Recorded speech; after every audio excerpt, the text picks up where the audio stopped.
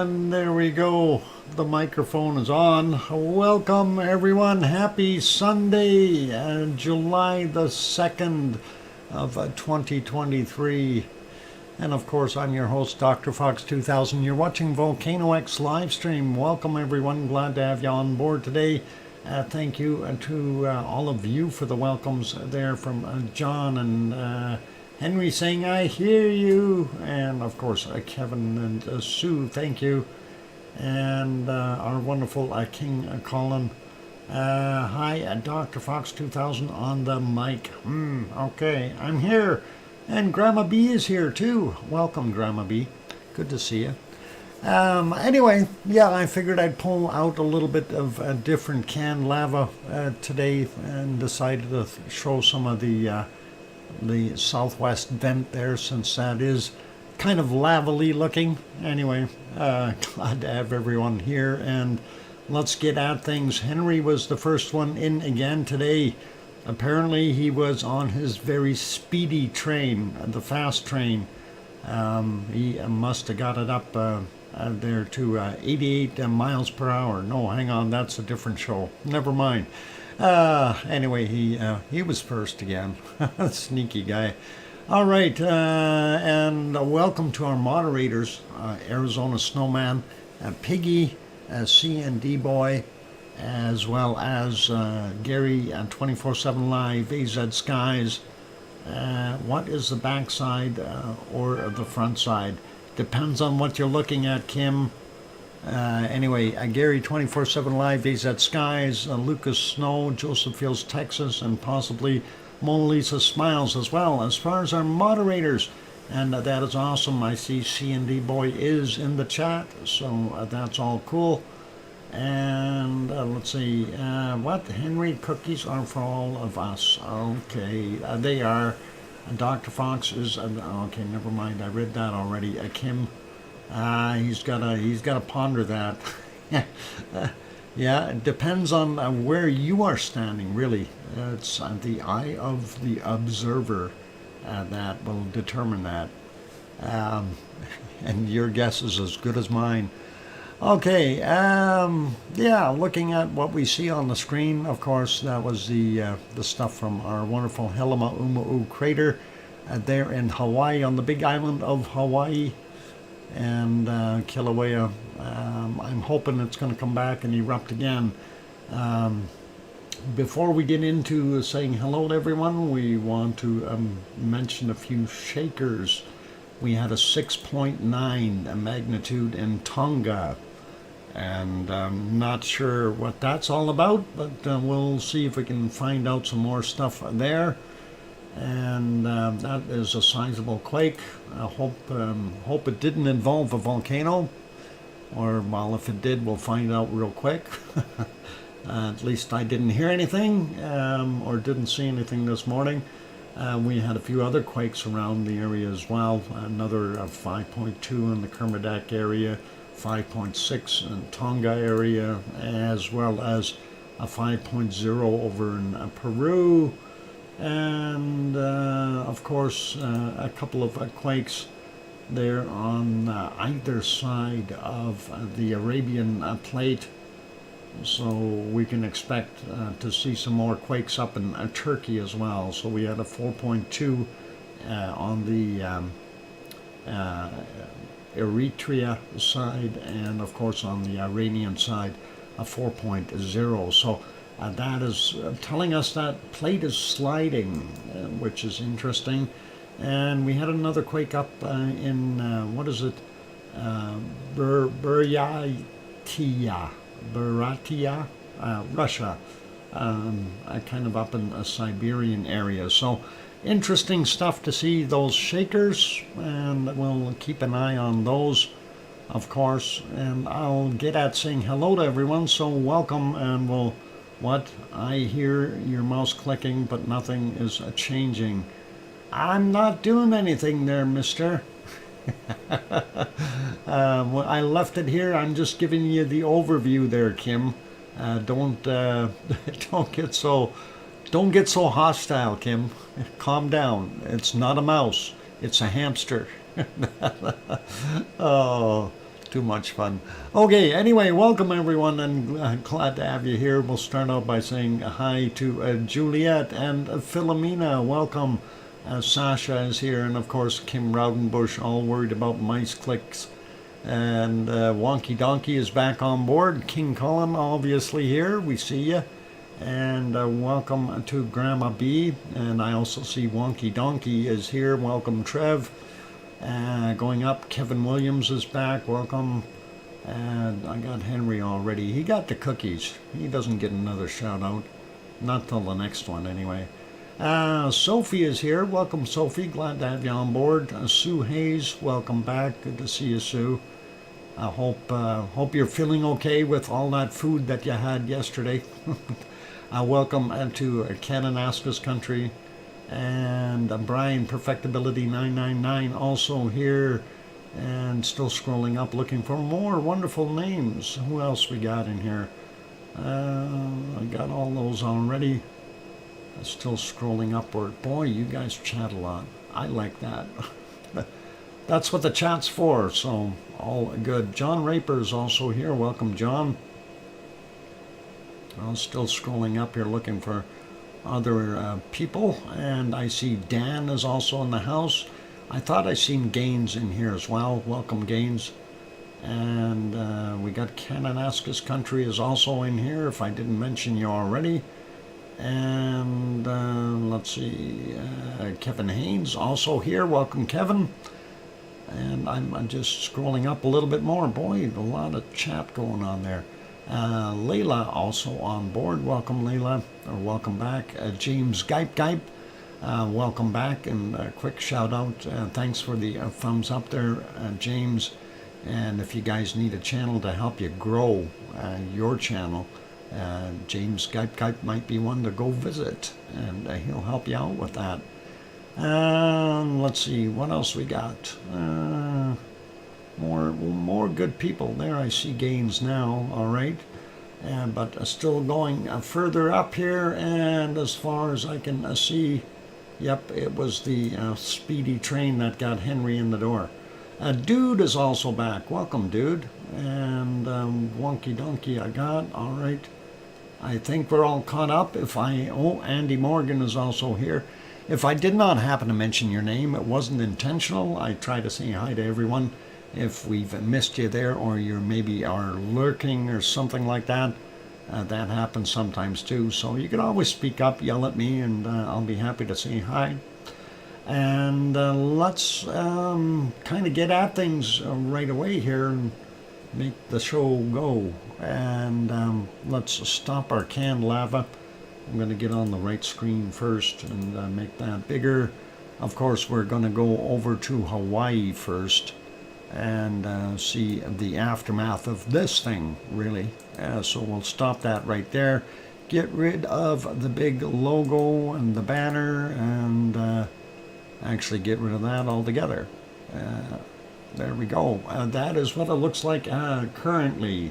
So first thing I noticed, we had some more material drop off the southwest cone, and you can kind of see that. It looks kind of weirdish. The ears are breaking. The ears are breaking. I don't know what to do. Anyway, that's what we've got going on. And yeah, really not much else happening here that we can see right now. Let's see, what did Dude just say? Big red lines on the spectrograph and down there, Sue. Oh, big red lines? Uh-oh. Big red lines mean something. We'll see what happens. We are always hoping that we're going to see some action back here in Helima-Umo crater. Of course, this spot right here is still showing fairly hot. I don't think this one was glowing as much, but this one definitely is. We can check that out real quick by going to the other shot. Oh, no, I lost it. Never mind. I had this morning's image. Oh, I forgot. I had to reboot. This is where that hotspot is, though. So when you see it on this particular cam, the central view there from the south side, you'll be able to see that at nighttime. It glows pretty good.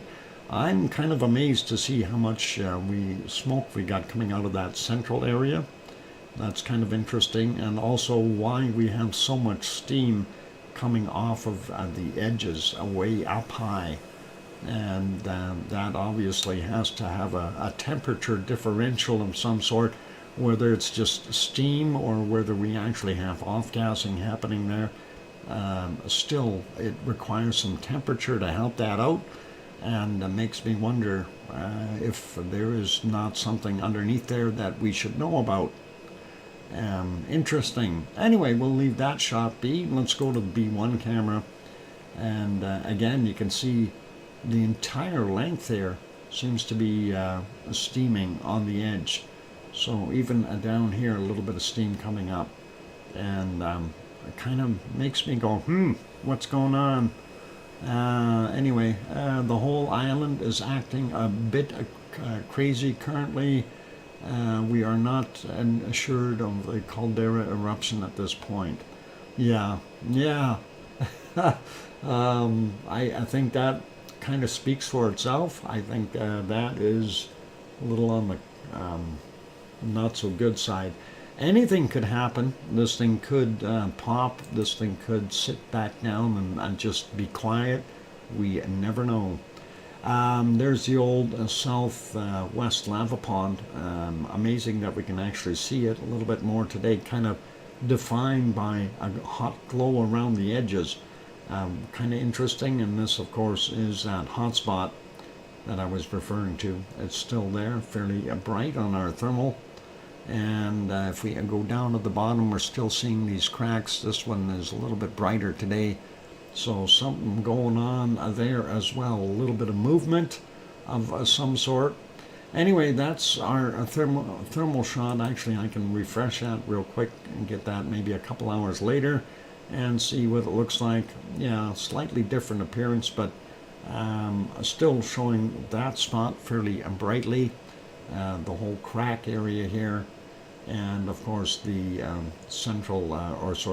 southwest vent area here that was fairly hot on the nighttime picture on the IR camera. Anyway, we'll leave that be. That again is our wonderful Helima crater. So the steam is from the pipe and to the lava truck. Wonky donkey, Trev, I told you, email me that. Don't tell me that out in the stream. Now everybody knows. Darn it. You're supposed to keep that confidential. Oh boy. What a wonky donkey. I guess that's why they call him Wonky Donkey. Anyway. Welcome, Piggy. Good to see you. Sneaks out of off to the sty. Uh-oh. Good to have you on board, Piggy, and hope you're doing all right. Yeah, Wonky Donkey, please. Anyway, let's leave that be. That's Hawaii in a nutshell. So, yeah, we're kind of up in the air with that one. We don't know what's going to go on. So let's leave it be, and we will go over to our next port of call, and that shall be Iceland. Just got to go find it now that things have all moved, and I'm searching. I'm really, truly searching. All right, let's get it over there. There is Iceland, the capital city of Reykjavik. I'm just going to do something here. Shut that other one back to a small. All right. Looking at what we've got, it looks like not a bad day there, but again, some high cloud and stuff, not that nice, but hey, it could be worse, could be a storm. Let's go back about 10 hours, see what it looked like then. And of course, that shot of the capital city, Reykjavik, from the Perlin Center. We're on top of that building. Anyway, looks actually not too bad. Some high cloud, but nothing crazy going on there. We can leave that be, put it back on live. We'll go to the other shot from the Perlin Center, and of course that is of the regional airport.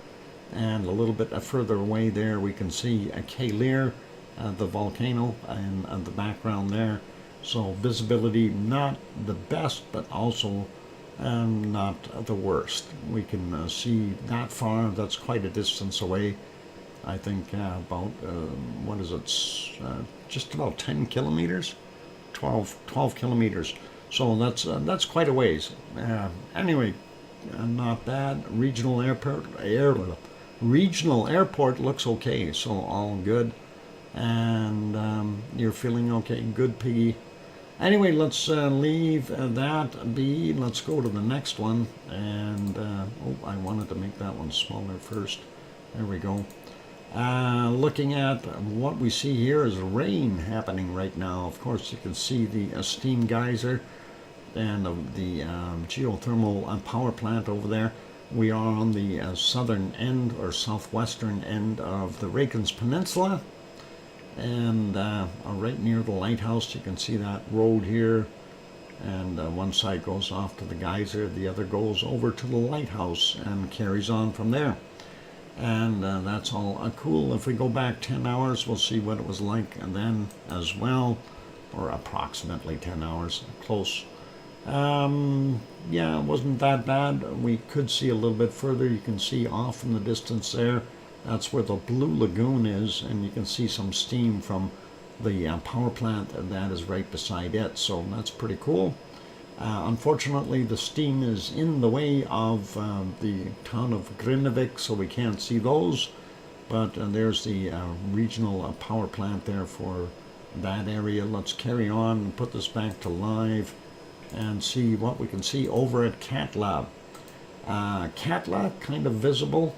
We do have a layer of frosty clouds right over top of it, so it's not quite as big as what it appears in that shot, but close. And not seeing any plumes or anything coming through those clouds, so we know it's not erupting yet. If we go back about 10 hours, we'll see what it looked like then, and kind of get a better idea. And we don't see much difference here. Still a little bit of cloud right over top, but at least we can see the edges today better than a lot of the other days. So nothing happening at Katla. We're going to carry on. What word is 7 volcanoes that are ramping up at the same time in Iceland? Man, well, we don't know that, dude. We don't know that for sure. You know, if one may be a pressure relief for another one, that's something to consider there as well. I'm going to put this back on live here while I'm talking, and we'll put it over to the other shot of Katla, see how that one looks today. That is not bad. You got, yes, Peggy, thank you for the £2 super chat. I'm writing that down. And yeah, I do have a scratchy throat today, so don't panic. I'm okay for now. If I need to rest, or if it gets too bad, I will take an extra break for a little while here. But yeah, I do have that. Can hear it. Yeah, I can hear it myself, Piggy. So duly noted. Thank you. And it is one of those things. Hey, we got to live with it, so we'll carry on with what we got. Let's go. Well, we looked at those, and we wanted to go look at the harmonic tremor charts. See, we care, hon. Yeah, I know you do. And thank you very much, Piggy. I do appreciate that. A horsey throat. Yep, something like that. Looking at the harmonic tremor chart here, our rumble chart as we call it, we do see the magmatic did have a slight increase and dropped a little bit, and then kind of popped back up to about the same level. Seismicity here at the Fragedalfjall doing about the same, and with a little bit more up and down action, but at the end kind of settling up in the upward motion as we see it there. And then we see a bunch of little quakes in our tectonic frequencies here, so that had a little bit of a dip as well and kind of rebounded. We'll see what's going on there. Miss Pillar, one a day. Iceland is swarming. Another, it's yeah, changing like a what is it? It's moving on the screen. Kaleidoscope, yeah. Actually, Iceland is unique that way. I will admit that. They've got all kinds of things happening. Anyway, we had a look at Fjarðarfjall. Let's take a look at Askja. That's our next one, and that is kind of centrally located. We see an uptick here in its magmatic stuff for sure. As well, we see a slight downturn and then an uptick in seismicity. Still going down on the tectonic, and then a really, really slow rebound. A few quakes in the area, maybe one or two right close, but we'll see what's going on there. And doesn't look like anything really that's going to make me think that one's going to erupt. Let's take a look at what we've got over at Grimsey. And Grimsey, of course, is the northernmost point. And we see it's magmatic, had a slight drop and pop back up, kind of like what we're seeing on the other charts as well. Seismicity just about the same completely. And we do see a slight drop first here in tectonic, and then a fairly decent spike in there, so a quake nearby, and a re-increase, if you will, of our tectonic movement. So something definitely going on.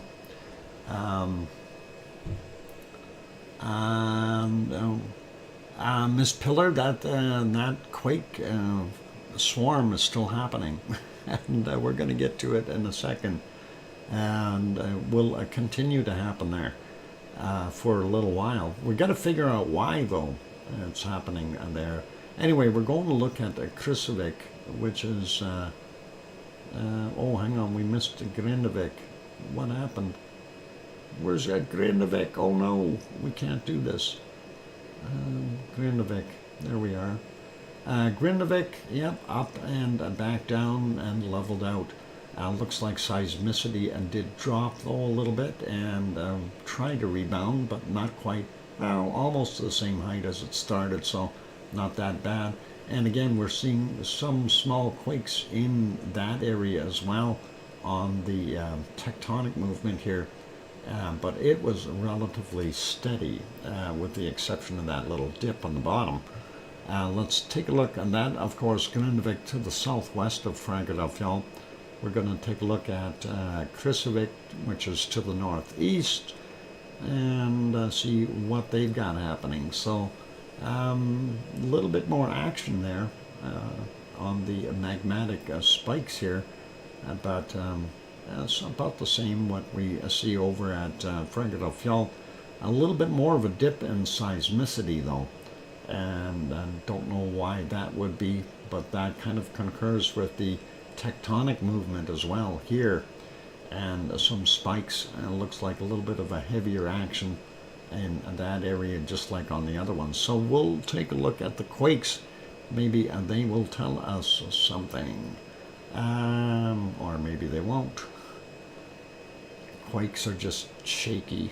They don't like to talk. Let's see, get this back up to Fjarðarfjall, and that should be right about there. All right, take a break before map, please. You think I should take a break? My voice is sounding just wonderful. We can, well, maybe I will. Yes, okay. All right, let my horse throat, and we'll see what the duck has got to say about my horse. So, horse throat. Wow, I can't even talk anymore. Okay, a duck says take a break. All right, I'm going to go take a break. I'll put you back on canned lava, and don't go away. And I'm waiting for it to change here so I can turn that on. Computer's a little slow today. All right, there we go, canned lava, and turn that on. I'm your host, DrFox2000. I'm going to go take a break because of my horse stuck in my throat. I'll be back in a few minutes. Don't go away.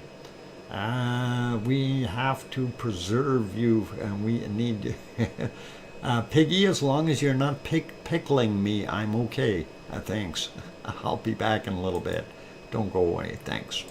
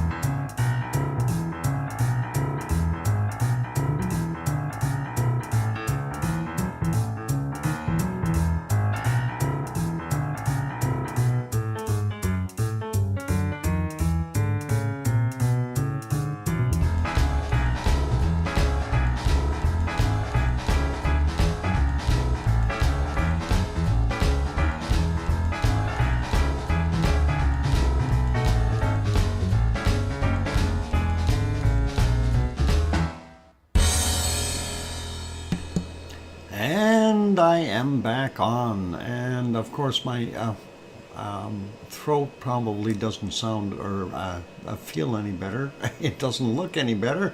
Thank you for the welcome backs from Henry, and welcome back poorly DrFox2000. Thank you, Piggy, and thanks Sasha and Kevin and Kananaska's country. And that's all good for right now, and John as well, thanks. Okay, let's get over. I'm gonna park this lava though. Why does that always go down there? Stop it. I said stop the lava. All right, let's get over to Hawaii, and thank you, Hermione and Fluffy. Looking at what we've got today, looks like, well, it was 213, now it's dropped to 211, now it's back to 212. 212 quakes in the last 24 hours there in Iceland. And of course, we seem to be getting a little bit of a swarm up top here again as well as down on the Reykjanes Peninsula. And that swarming continues, and we're also seeing more stuff here at our wonderful Katla. And of course, those are concerns. So, you know, people are wondering what we're going to see pop first, because multiple volcanoes are kind of primed there. We do have magma intrusions, so things are interesting. Anyway, let's start up at the top and we'll work our way down. We did look at the harmonic tremor charts for all of these, and kind of will go zip through it.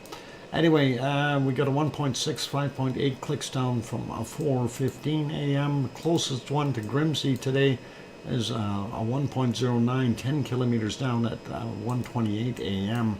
And we've got kind of a stack here. This one is a 1.09, 10.9 kilometers down, 7:09 this morning. The bigger one is a 2.44, 10 clicks down, 7:07. And there's another one under there, a 1.3, 10 clicks down from a 9:28. And next one is from it's a 1.42, 10 kilometers down, 7:16 for that. And then we have a 1 in magnitude, 5.1 kilometers down, and that's from a 17:09. Going to this one, that's 6:51 a.m. and a 0.53, 4.5 kilometers down for him. We got a 0.99 there, 8.3 kilometers down from 4:15 a.m. and 15:41 we had a 1.31, 10 kilometers down up there. So that takes care of the ones up in the really far north. Let's have a look at this area, and we'll go into this one first. And they kind of call it Northern Aska area, I guess. 15 minutes after midnight, a 0.37, 7.8 kilometers down. Over here by Herdebreit, we got this one, a 0.71, 5.4 kilometers down, and that is from 21:51.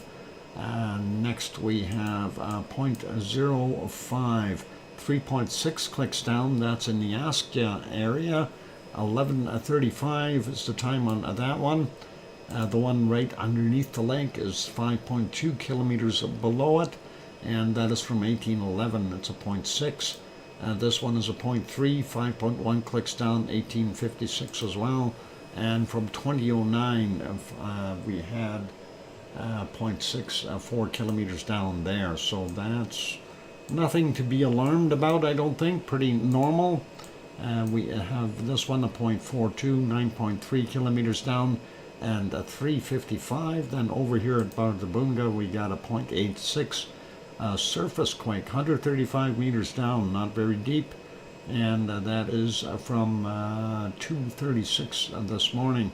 The other one nearby is this one. They're actually calling it Grimsvatn, but I don't know. That's kind of a long distance away there. 2.8 kilometers down for a 0.62 from 2:03 this morning.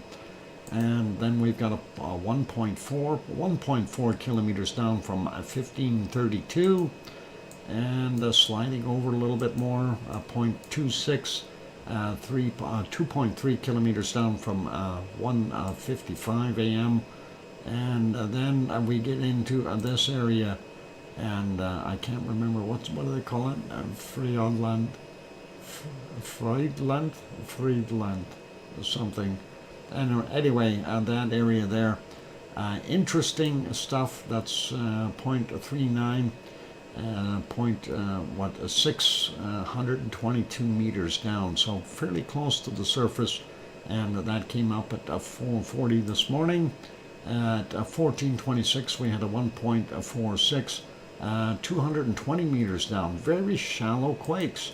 This one 135 meters down, 0.57 from 1352. Is it possible that we're going to see something erupt here? You never know. It could happen. That's that big lava field, Torfajökull. Yeah, I think that's the area. Okay, so looking at the other stuff here, let's grab this one just on the edge of Katla, 5.2 kilometers down, and 1941 there, and this other one is from 1820. It's a 1.3 kilometers down for him. Then we've got this one getting a little bit more towards the central caldera there, a 0.83, 4.4 kilometers down, 2300 yesterday. And this one is also from yesterday at 2307, a 1.09, also 135 meters down. Is that in the ice? That's a good question. This one was deeper, right? 4.4 clicks. But this one is likely ice movement from what we can tell. And we have one just north of Eyjafjallajökull, and that is a 1.0, 5.2 clicks down, 1947. And we'll leave those be. Just beyond Hekla, we see this. Two of them, little guys, 0.32, 7.4 kilometers down, 9:35 is the time for that one, and a 0.88 from 7.6 kilometers down, 2:25 for him. And let's carry on, go a little further to the west, and we'll take a look at some of these. We'll grab these little ones down here first. 0.1, 5.1 clicks down, and that is from 410. The other one here from 1259, 0.34, 1.2 kilometers down, and then we've got a 0.4, 3.8 kilometers down from yesterday at 2110. Next one is a 0, and that is 7 kilometers down from 1045. And then we get into the swarm, and we're certainly not going to go over every one of these, but I just want to see what the depths are. I did kind of peek earlier, so I've got a little bit of an advantage here. Everything is sitting at 4.5 to 5.5 kilometers down from what I've seen. This one seems to be a little bit deeper. The newer one seemed deeper, so this one is a 0.8, 6.9 kilometers down from, sorry, that's an older one, and that's 2326. I thought I clicked on the 1.0. There we are, 6.8 clicks down, 1704 as an example. Here's another older one from 2110 yesterday, 1.1, 5.9 kilometers down for him. Let's see what we got in here. Just grab stuff randomly and just look here. 0.88, 4 kilometers down, 40 minutes after midnight. 1.27, 4.4 clicks down from 42 minutes after midnight. Another 1.4, 4.6 kilometers down, 2:51 a.m. Another 1.2 there, 4.5 kilometers down from 3:06 a.m. Going over here on the other side just to get a little bit more of an idea. 0.2, 6.6 kilometers down, 4:42. Let's grab another 0.3. These are all very small quakes, so, and that is 4.2 kilometers down from 2148 yesterday. Let's grab some newer ones. These are all zeros. This just amazes me that these are that small, these quakes. It's just like something is rumbling underneath there, but not really making too much noise. I wonder if there's uplift in the area. Anyway, this 0.1, 5.4 kilometers down from yesterday at 2208. This is a 0.9, 6.2 clicks down. Yesterday's 2339 as an example. This 1.1, 5.9 kilometers down, and that's from 2110 yesterday. Kind of makes you wonder what we got going on underneath there, and if we are going to see something. We're still too deep. We need to see something come shallow, and that we haven't yet. So whatever is happening, it's quite deep. Looking over here, we do see a little bit of activity around Krusevik. Let's start out with these three up top here. 0.83, 5.3 clicks down 16 minutes after midnight. This one is another 5.3 kilometers down. This one is 0.47, 5 minutes after midnight. And at 4:51 a.m., a 0.31, 3.6 clicks down for him. Getting a little closer to, there's a Krusevik there. And this one here, a 0.37, 2.2 kilometers down. 11:54 is the time on that one. This one is a 0.41, 4.8 clicks down, 8:14 a.m. 0.42, 4.2 kilometers down, and that is from 10:52. And next one from 10:32, 1.16, 4.6 kilometers down. This one is a 0.24. 5.9 clicks down, and 2:19 a.m. for him. And getting closer to Fagradalfjall, we see this 0.35, 4.7 kilometers down, 7:54 this morning. And that is not very encouraging that it's that deep yet. Anyway, that is the Fagradalfjall outline right in here. And of course, this is where Ragnar is, and that's the Siggy Fisher. And we did have some more shakers down here, and this is a little odd, but we'll see. 0.05, 4.2 clicks down, 5:55 this morning. A 0.07, 1.1 clicks down from 11:40. This one is a 0.12, and that is 1 kilometer down from 11:48.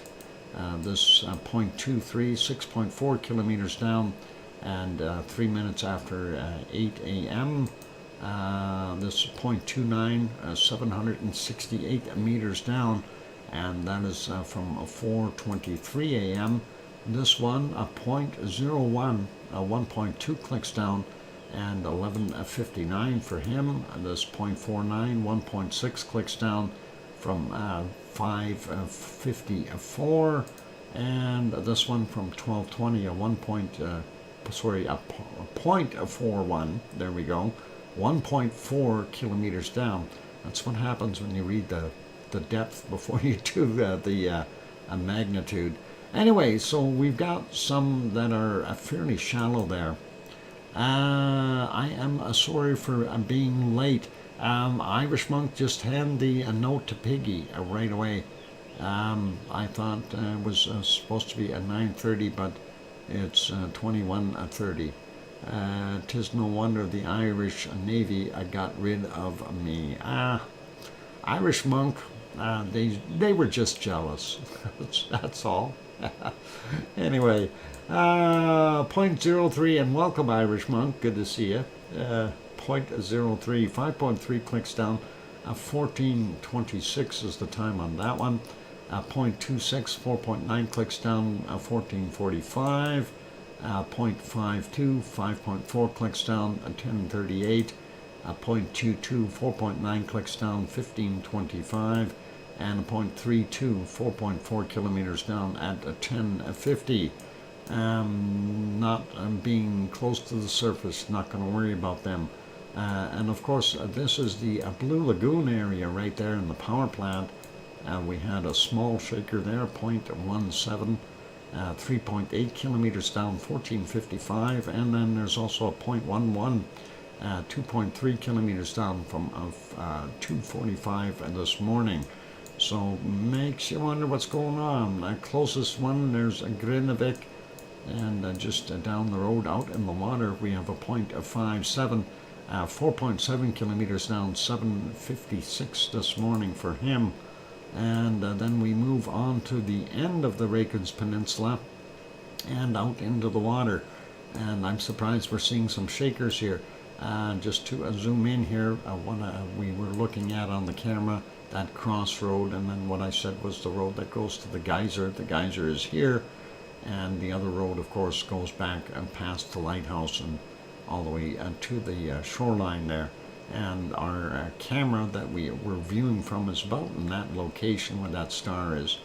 Anyway, and we do have these out here. This is a 1 in magnitude, 5.3 kilometers down, 3:34 this morning, a 0.12, 5.5 clicks down, 3:14. And did we get the other one? Yeah, a 1.93, 6.7 kilometers down, 3:15 a.m. This one here is a 0.21, 5.2 clicks down from 3:19 a.m. A 1.9, 6.1 kilometers down, 12:28. And this is a 1.23, 5.3 kilometers down, 12:44 is the time on it. Did we get that 1.9? Yeah, we did. We need that 0.86, and that's 6.6 kilometers down from 12:29. And just to make sure I did get it, yeah, 1.9, 6.1 clicks down. All right, so we got those. The one closest to the lighthouse would be that one, I think, 0.58. And 5.8 kilometers down, 9:14 this morning, and a 0.29, 8.7 kilometers down, 6:47 is the time on that one. Let's go take a look at the last two, or make that three. 1.17, 5.9 kilometers down for that guy at 2:08 a.m., and a 2.0 from 7:23. And that was 6.8 kilometers down, and the latest 0.8, 9.1 kilometers down from 20:47, like 2.5 minutes ago. There you go. Hey, look what we got out here, a straggler, a 1.7, and that is a 5.2 kilometers down from 20:31. All right, did we get them all now? I think so. No more stragglers. All right, so yeah, interesting development in this area here. The quakes are way too deep yet to be any kind of a magma intrusion coming up. So I'm going to kind of not think that we're going to see any eruption there unless this swarming continues and we see the elevated levels, or the elevation levels of these quakes come up, indicating some movement of magma up towards the surface. I'd be more concerned with these ones here that are showing fairly close to the surface, but that is in fragile felt. We don't know if we're going to see much more there. We know we had a lot of swarming up here near Kalir previously, and now we're seeing it kind of shift and bob all around. So are we going to see something happening there? And we might not.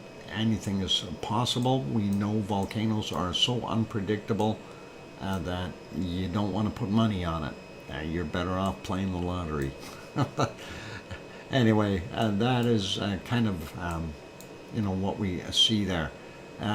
Baby shark. Who got the baby shark? Can we have air freshener?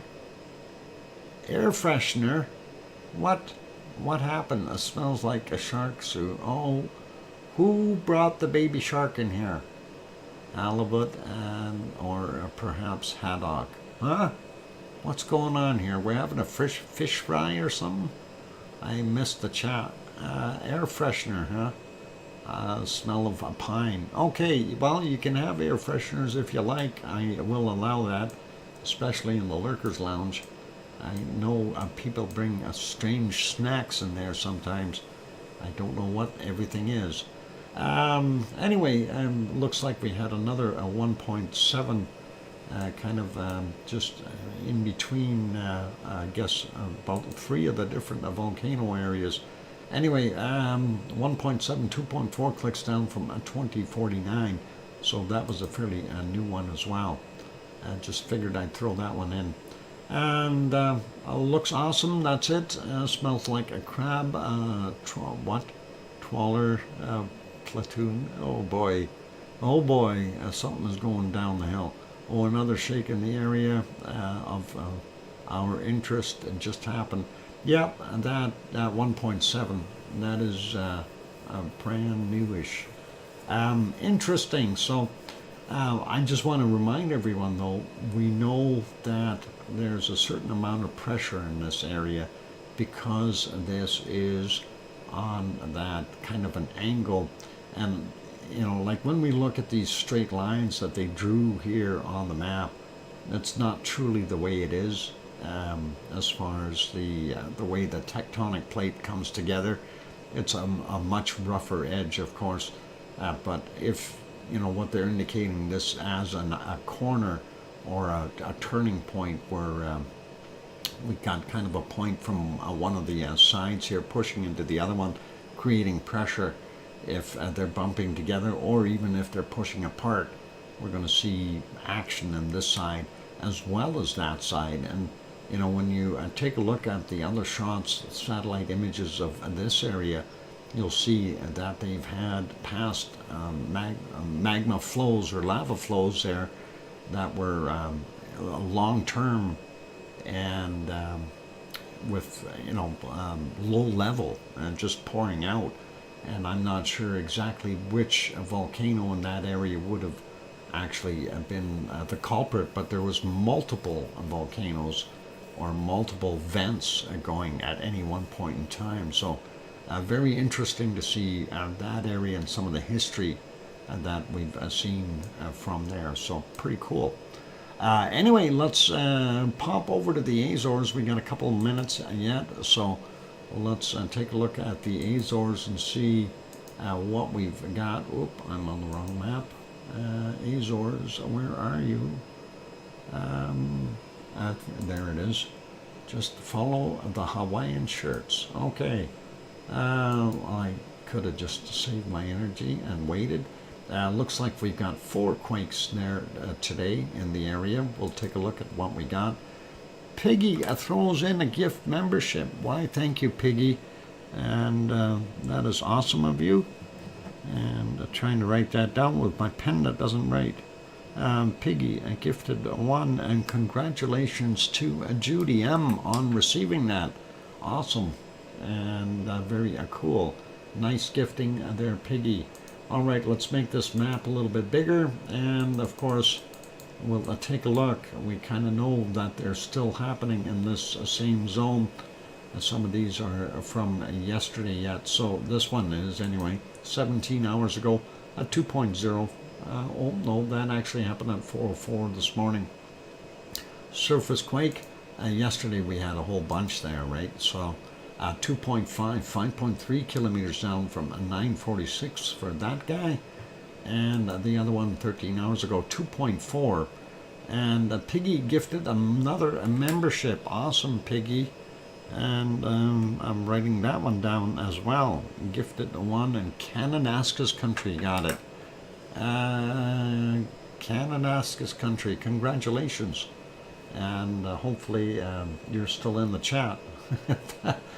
He was here earlier. I seen him. I know I did. A target achieved. There you go, Piggy.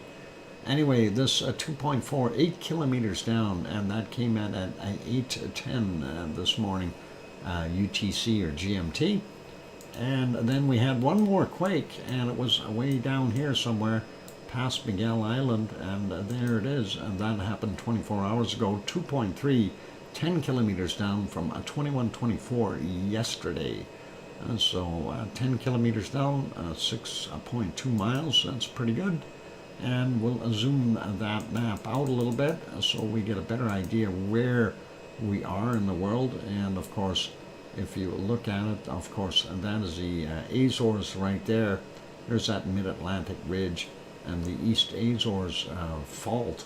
We'll get to that in a second. And that, of course, is the Canary Islands, Portugal, Spain, France, England and Wales and Scotland and Ireland there, and Newfoundland over here, and Sue waving hi from Nova Scotia on the other side of the pond at all those people that are over here.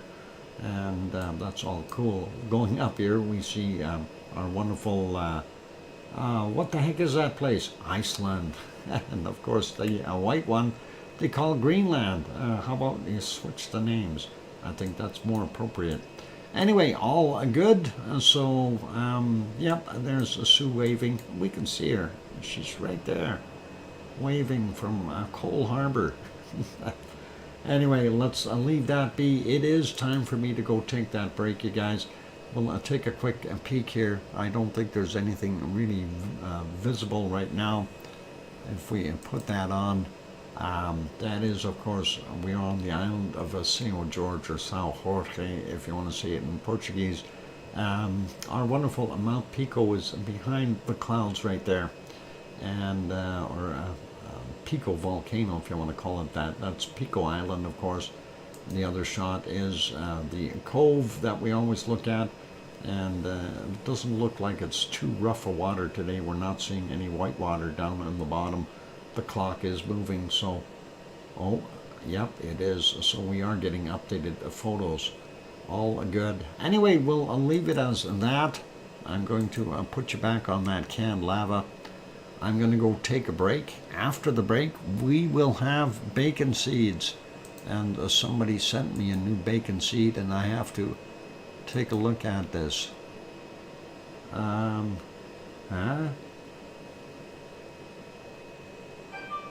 Oh boy, I have no idea what that is. All right, I'm going to save that one and add it to the bacon seeds, apparently. I don't know what to save it as, but we'll try that, Mr. Irish Monk.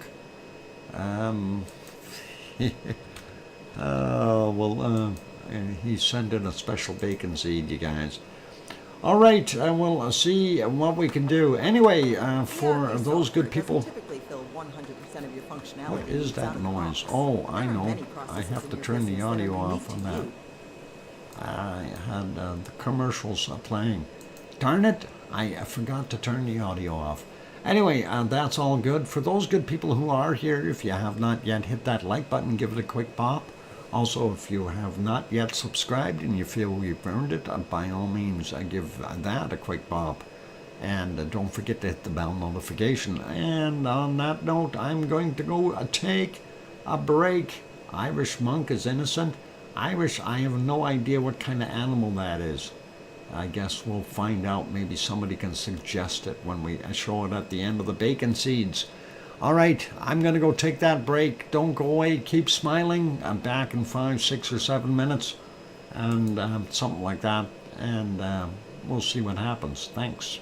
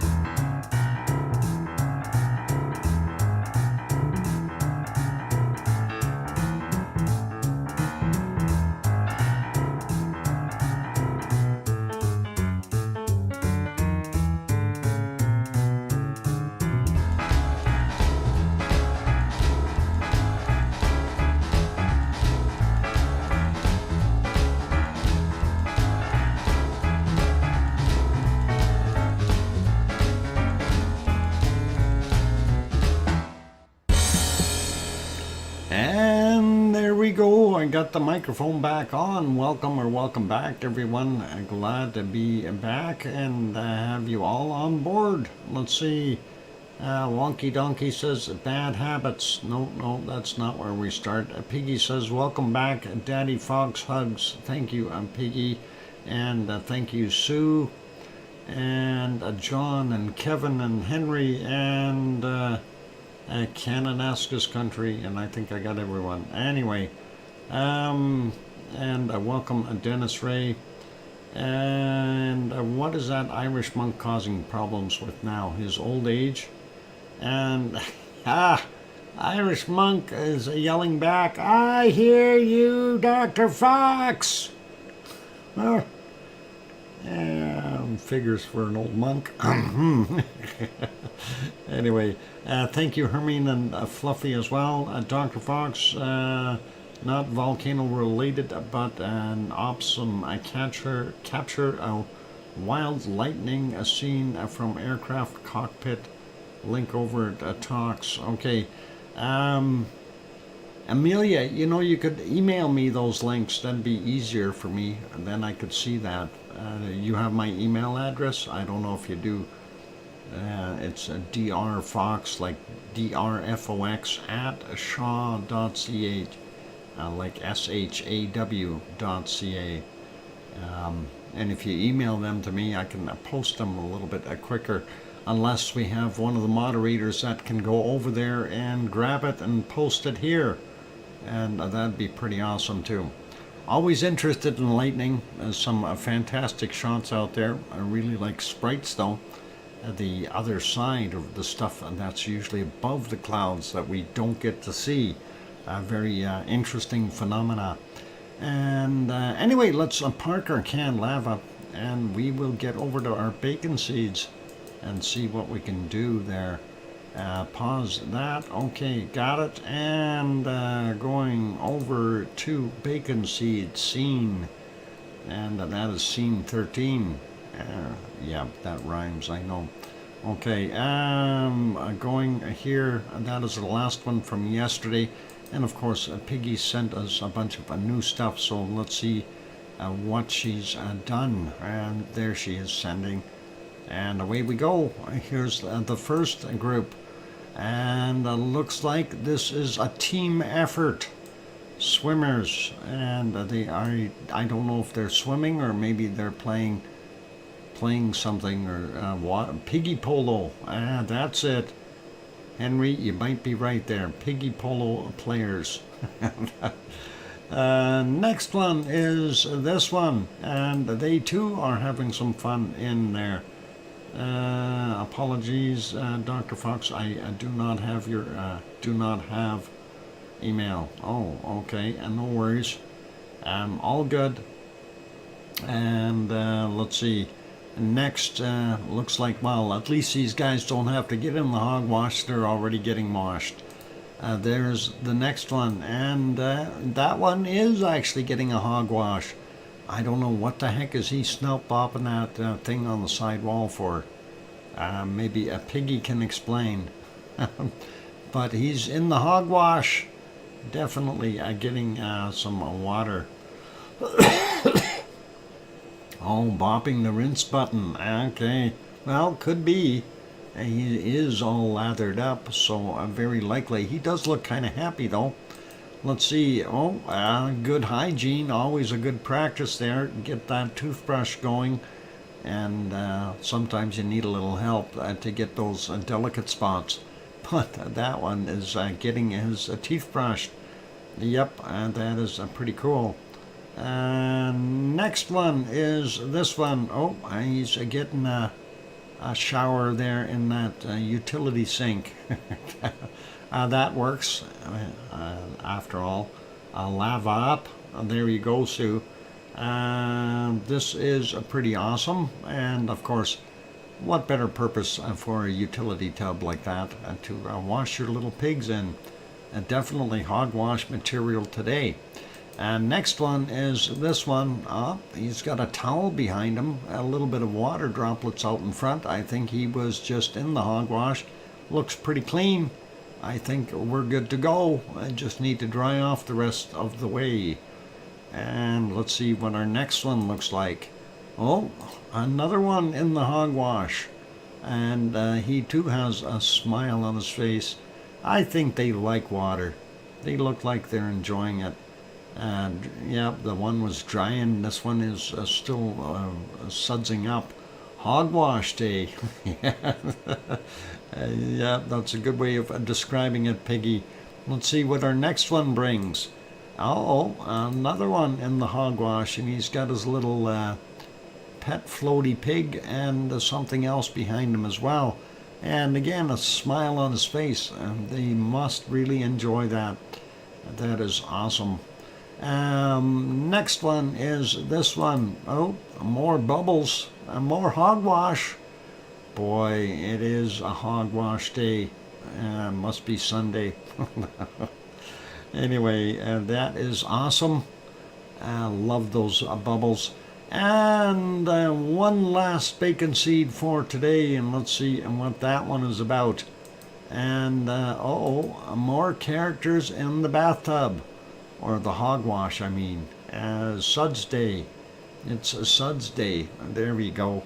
And they look happy. Both of them look like they're happy in their suds. So that is awesome. Thank you very kindly, Piggy, for sending us the wonderful bacon seeds. Bacon bubbles. There you go.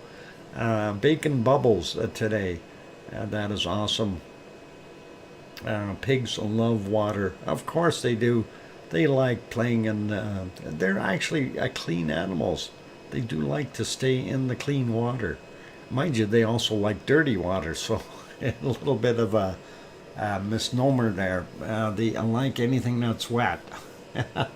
Anyway, let's go over to the other thing here. Oh, hang on before I do that. I was going to bring up the other photo, and I have to get in there and find it real quick.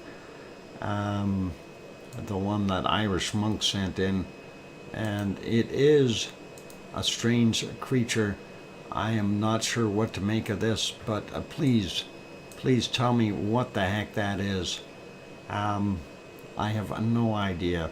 Irish monk, please tell us what this creature is. I have no idea. I can't tell. It does look like it's got kind of a pig body, but is that a big floppy ear in front of his eyeball?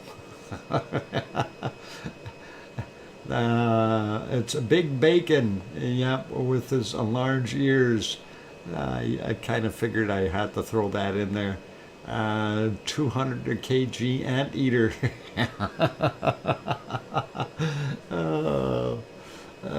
Pigs gather in the shed and plot the overthrow of the farmer. Yeah, well, you know, when you see that at first from the side profile shot, you have to go, what in the heck is that creature? And then, of course, because the pigs, I was looking for, where's the ears? And that's the big long ear hanging right over its eyes.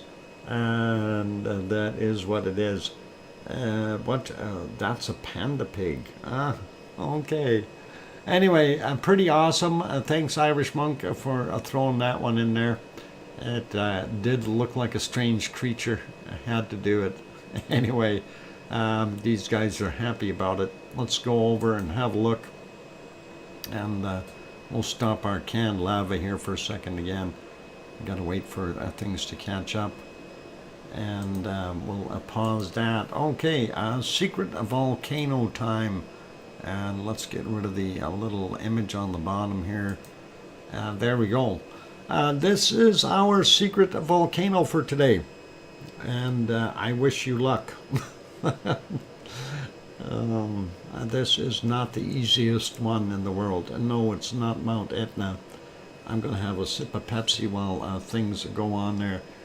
Sue already wants hints. Come on, at least a few guesses.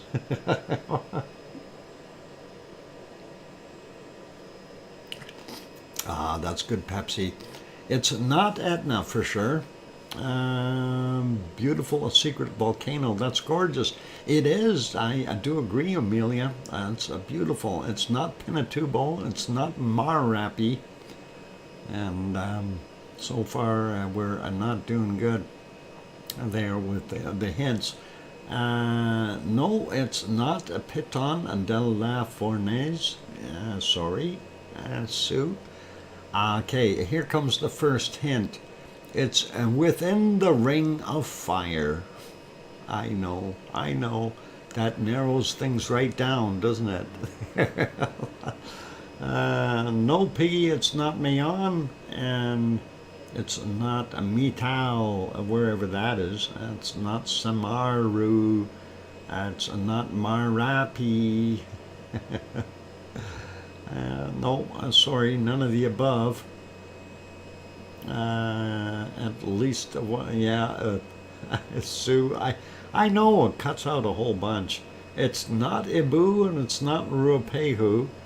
And no, it's not Sangay. Adrian 6 says, hello everyone, a long time no see, welcome back. Arian 6, I guess I may have mispronounced that. All right, Marcia, no, not that. Dennis, it's not Yasur either. And let's see, and what else can I give you for hints? Hints that are, okay, I better make sure I have my hemispheres correct before I say anything. Otherwise, I will get banished here if I say the wrong thing. And we'll make sure we got the right hemisphere. That by itself should be a hint, you guys. I'm making sure I'm in the right hemisphere. And that is a hint if I ever seen one. And okay, I've confirmed it. I now know which hemisphere it's in. It's not Cotopaxi. And of course, Sue is just wondering. And Sue, I have confirmed it, and I won't be making a mistake. It is in the northern hemisphere. It's not Dacono. No, it's not the Tau. No, it's not Krakatau. It's not Santa Maria. It's not Papakaya. It's not... Iceland is a country, they're Kananaskis country, not a volcano. And it's not Santiaguito, sorry. It's not Vesuvius, it's not Ibeco. I know you tried there, Casey, you know. I know this is a tough one. It's really tough. Mount Monk, no, no, but you're close there, Irish monk. Just a hint, I meant, okay. No, it's not Chikarachki, sorry. And let's see, it's not Mount Fuji either. All right, let's see, more hints. It's not Yasur, it's not, what is it? Parikutin, no, sorry, it's not this Kushino Irabu Jima. Sorry, not that one either. A good one, dang it. I'm trying to say stay in the lounge. All right. Mazel Tov. No, it's. I didn't know there was a volcano named Mazel Tov there, Omi. Anyway, let's see. Any more guesses? No. No, it's not Kavachi. I don't see any flags yet, so people are still well in there. So it's not Pawaz. John, that's really narrowing it down really well there, saying the one in Japan. Japan's only got like 174 volcanoes. Pick one. Sabankaya. Let's let's see. No Henry, and not Seven Kaya, and not Stromboli. No, it's not Osama either. Still not seeing any flags on the play here. So once we get 5 white flags, we'll give it up, and we'll let you know which one that is. And it is a little bit tough today. No, it's not Cleveland. I see 1 white flag already on the play. Henry is thrown in the flag, and Kathy is saying Sakurajima. No, sorry, Kathy, it is not. And Irish Monk throws in, what? I lost 23,000 pounds today, but been broke before. Oh, wow, Irish Monk. Thank you for that wonderful super chat. 23,000 pounds. I hope you find them and get it back. That's always rough when you lose things like that. Irish Monk, and thank you very kindly for the super chat there, €4.99. Thank you for the. I hope you find that 23,000 though. That is awesome. No, it's not Kadovar. It is not Sitkins. No, sorry, you guys. And John Raper put up 5 flags altogether. It's not Abram, and not Gawa. It's not Piton. All right, I'm revealing it, and we've got enough flags on the play. People aren't able to figure this one out.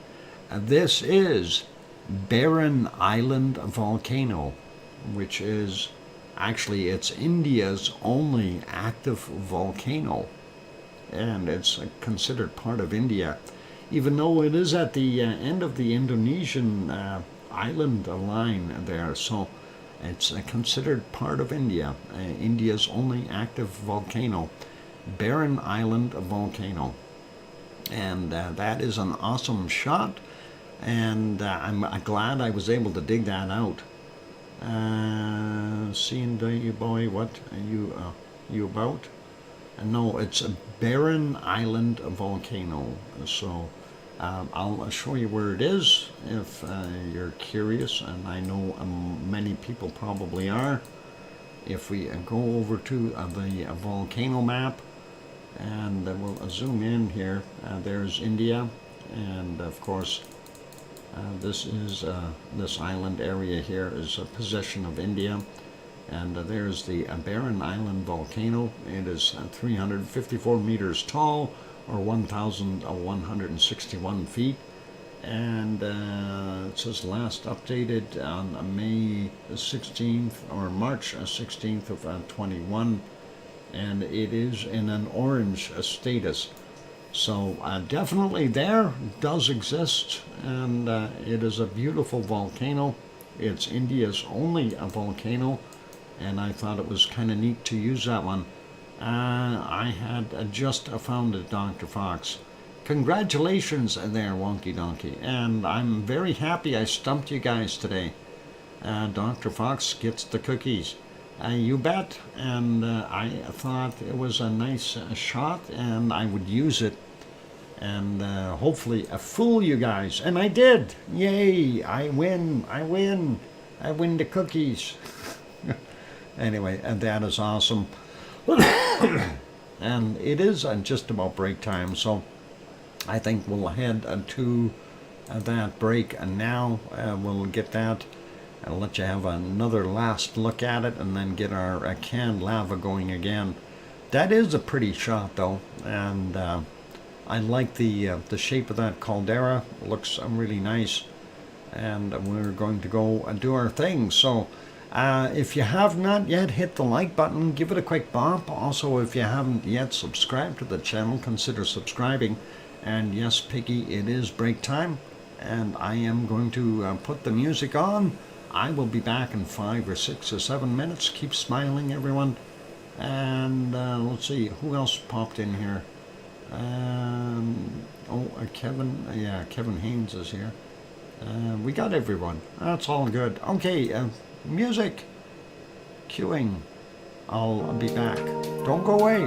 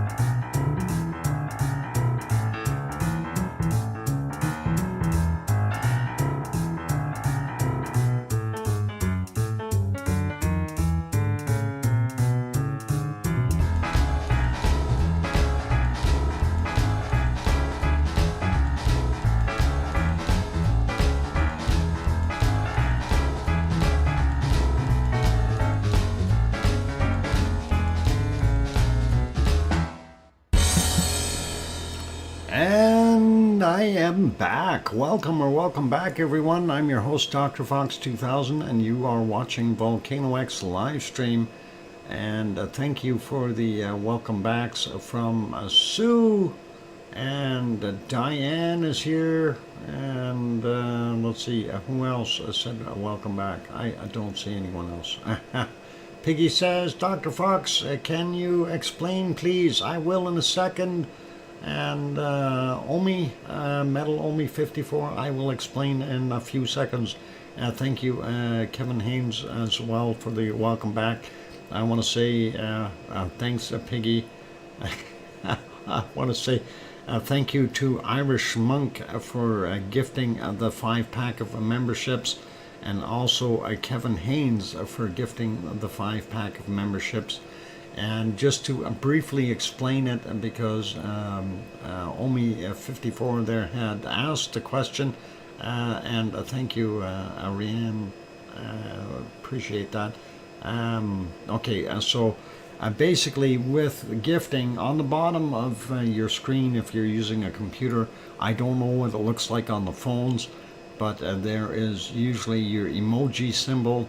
There's a $sign symbol, and there's a plus symbol. Hang on, what's the plus symbol is for us, I guess, only.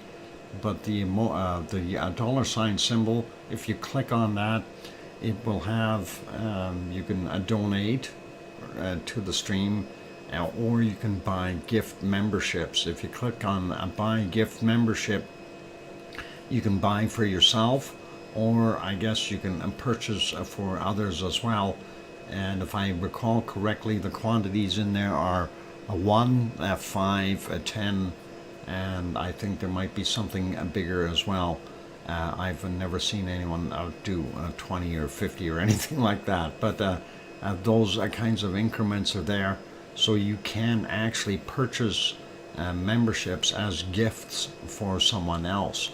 And they are randomly handed out by YouTube on that particular channel that you purchase them on.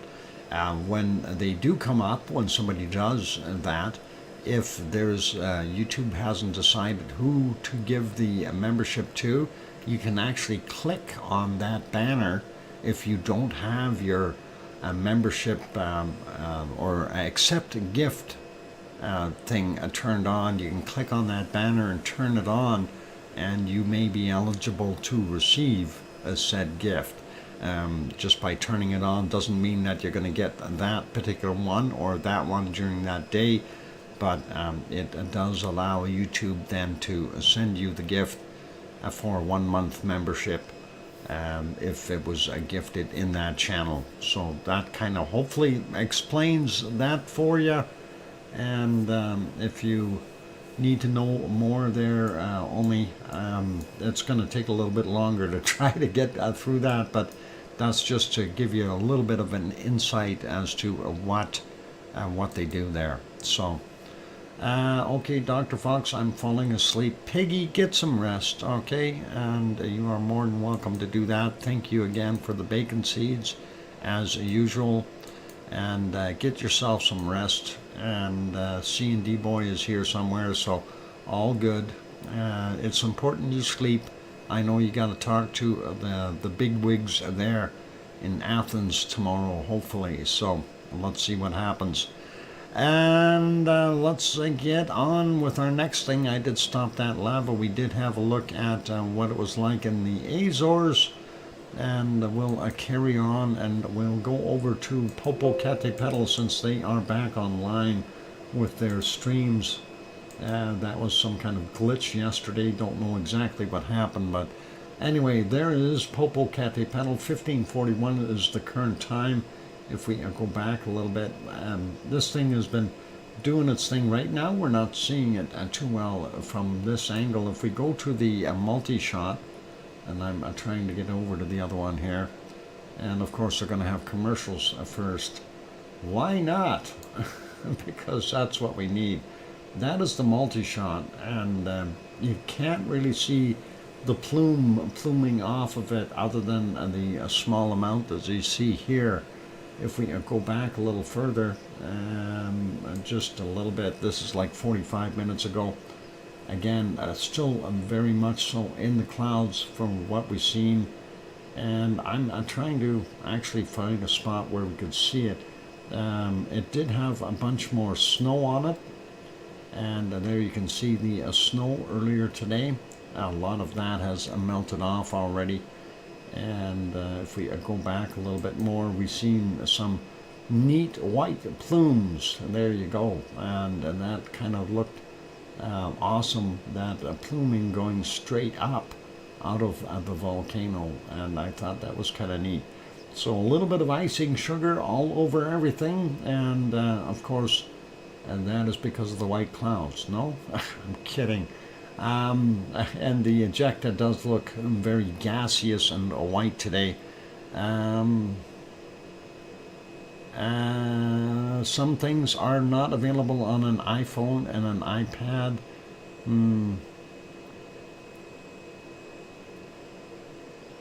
If remember a milestone, sure thing, it can wait. Yeah, and you're right, Metalomi54. Some things aren't available on certain phones. I know for a while that they didn't have, you couldn't super chat from an Android phone, but they seem to have figured out how to do that, so they added it there. But anyway, let's leave that on live here. I want to go all the way back to this early morning. They did have a bunch of cloud there, and we know it was glowing during the night. So if we kind of look at that, you can see off the single screen here that the glow was there.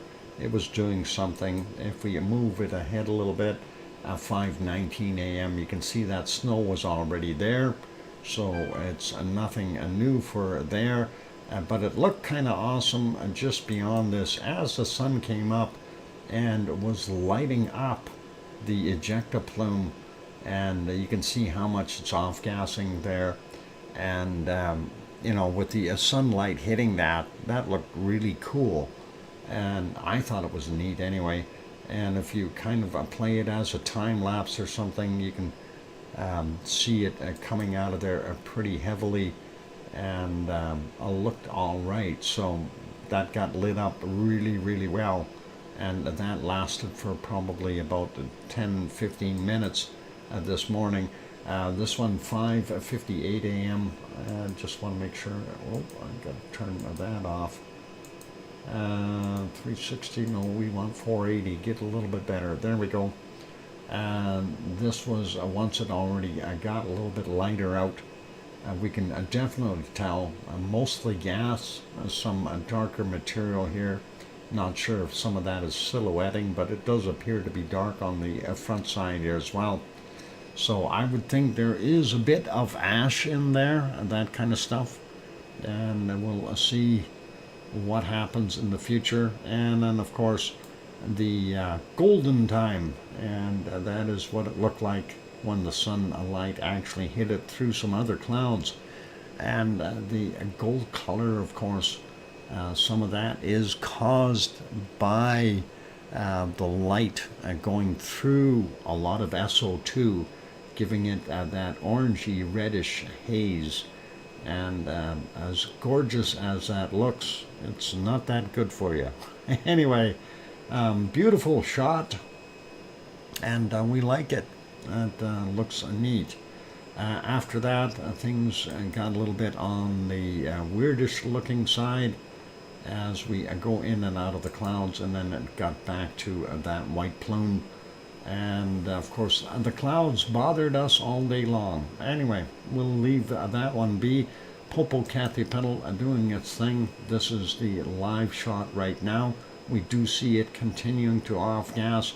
And not quite as heavy of activity this afternoon as opposed to this morning. And next volcano on our list, of course, Popocatépetl is about 70 kilometers south of Mexico City, southeast. And the next one is a little further south in Guatemala. And I don't know how much we could see of our wonderful Fuego this morning. I know it went into the abyss of darkness somewhere around 7 hours ago, and we couldn't see it. But this was before the clouds moved in, 8:36 a.m. A beautiful big, large plume heading pretty much straight up. It tells you that the wind is minimal. We are seeing some phoenix clouds on the side of the caldera, indicating that we've had some rockfall or lava bits going down the side of the hill as well. And you can see them in this area, also some small ones, but majority of it on the other side, likely going down that sloped canyon that it's developing over there. Anyway, that's what we're seeing there. If we go back a little bit, we do see another bunch of different puffs coming out. This one 7:58 a.m. and there was a few others prior to that as well. And I was kind of hoping we were going to see some lava on not this one, but the one just before this. Let me get to the other one. And this one, of course, a very dark, ash-rich plume coming up, so a lot of ash and debris in there. Let's get to the one this morning. I want to see if that had any lava showing just as it pops. I thought there might have been a little bit. You notice the camera shaking, of course. That is because of the wind up there at the elevation where it's mounted. And no, I didn't see any lava that time. So I thought there was a little bit of lava, but it might have been the just the whirling of the buffering that all happens on occasion there. Anyway, there you can see it from this morning, 7:25 a.m. And definitely a bunch of dark material coming out. And you can see again a little bit of dust on the side here, that little phoenix cloud trying to develop as material is being hurled down the hill. And you can see on the backside here some of that raining the ash down, even over on this side. You can see those downward streams. So that's basically just ash, heavy material falling to the ground, gravity taking over. And let's see, how many more did we have this morning? I didn't see too many. There's one right about here, and this would have been at 6:17 a.m. Again, you can see that lava or the ash fall down over onto the slopes because of the angle that I came out at. Pretty awesome to see that heavy material pop out. And let's see, and we had another one just a while before that, right around here, early morning hours, 6:06 a.m. And there you can see it billowing out. And again, you know, it's back to what it was way back before that major eruption that we had with all that material sliding down the side of the hill. But we're still not seeing the pulses that we've seen previously. So it's 3 to 5 pulses per hour now. Before we were getting in 10 minutes we'd get 5 different pulses of eruptive activity. So it's certainly slowed down a whole bunch. But looking at what it is ejecting now is a lot more solidified material once again, with a lot more ash, and I'm sure, you know, the tephra content in there is pretty high, and we can see more of that phoenix cloud developing as things are rolling down the hill. So Fuego is you know, back to normal, I think, or good to go. We'll see what happens in the near future. Anyway, let's leave that one be. Going to put it back on the live. That is it. Volcano gray right now, unfortunately, because of where it's at. I'm going to make this one smaller as well here, so I want to do them all. We've got to keep track of that. Next volcano on our list, of course, is this one, and that is going south a little bit further. This is Messiah volcano in Nicaragua. You can see the plume, or not the plume, the arc of lava down on the bottom of the caldera. You can actually see most of the way down. I wouldn't want to fall in there. This is a no man's land. You're not coming back out. If you fall in that lava, you're done. Iceland quakes down to 195. Yeah, I figure they're going to subside a little bit there, Kevin. We'll likely see that decrease a bit, but don't hold your breath. We could see more pop up again. Anyway, that is what it looked like there at 1550. We'll see. Yeah, that's still the same picture, so I'll leave that one be. Go to the next volcano, and that is Recon. And where is it? It's not here. Recon de la Vieja. Oh, and there it is. Well, we can almost see. We can see the edge of the caldera. That's it. Yep, foggy, cloudy, and jungle-like there. And we aren't able to see a heck of a lot. I don't know if that's cloud or ash. To me it looks like cloud, and we are only able to see the outer wall here of that caldera, unfortunately. Irish Monk, are you going to bed? Good night, Irish Monk, and thank you kindly for your wonderful gifting and super chat. We do appreciate that. I have new boots, Sue. Okay. I thought he's going to bed. Okay, where did he say that he's going to bed? I didn't see that. Okay. Oh, a wonky donkey's going to bed. All right. A wonky donkey, you take care of yourself and get some sleep as well there.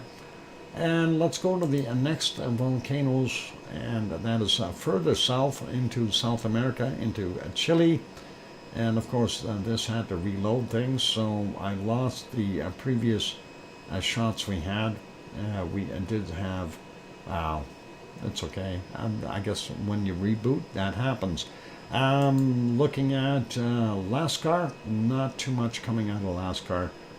Maybe the occasional little wisp of gases, but as far as visibility, we don't see anything. It's calm there. The other two, which is Laguna del Mole and Villarica, are both basically in cloud, so we're not going to bother trying anything with those. So we'll leave those guys be, and we'll carry on to our next volcano, and let's see, that is Merapi. And I don't think Merapi is going to make us too happy today.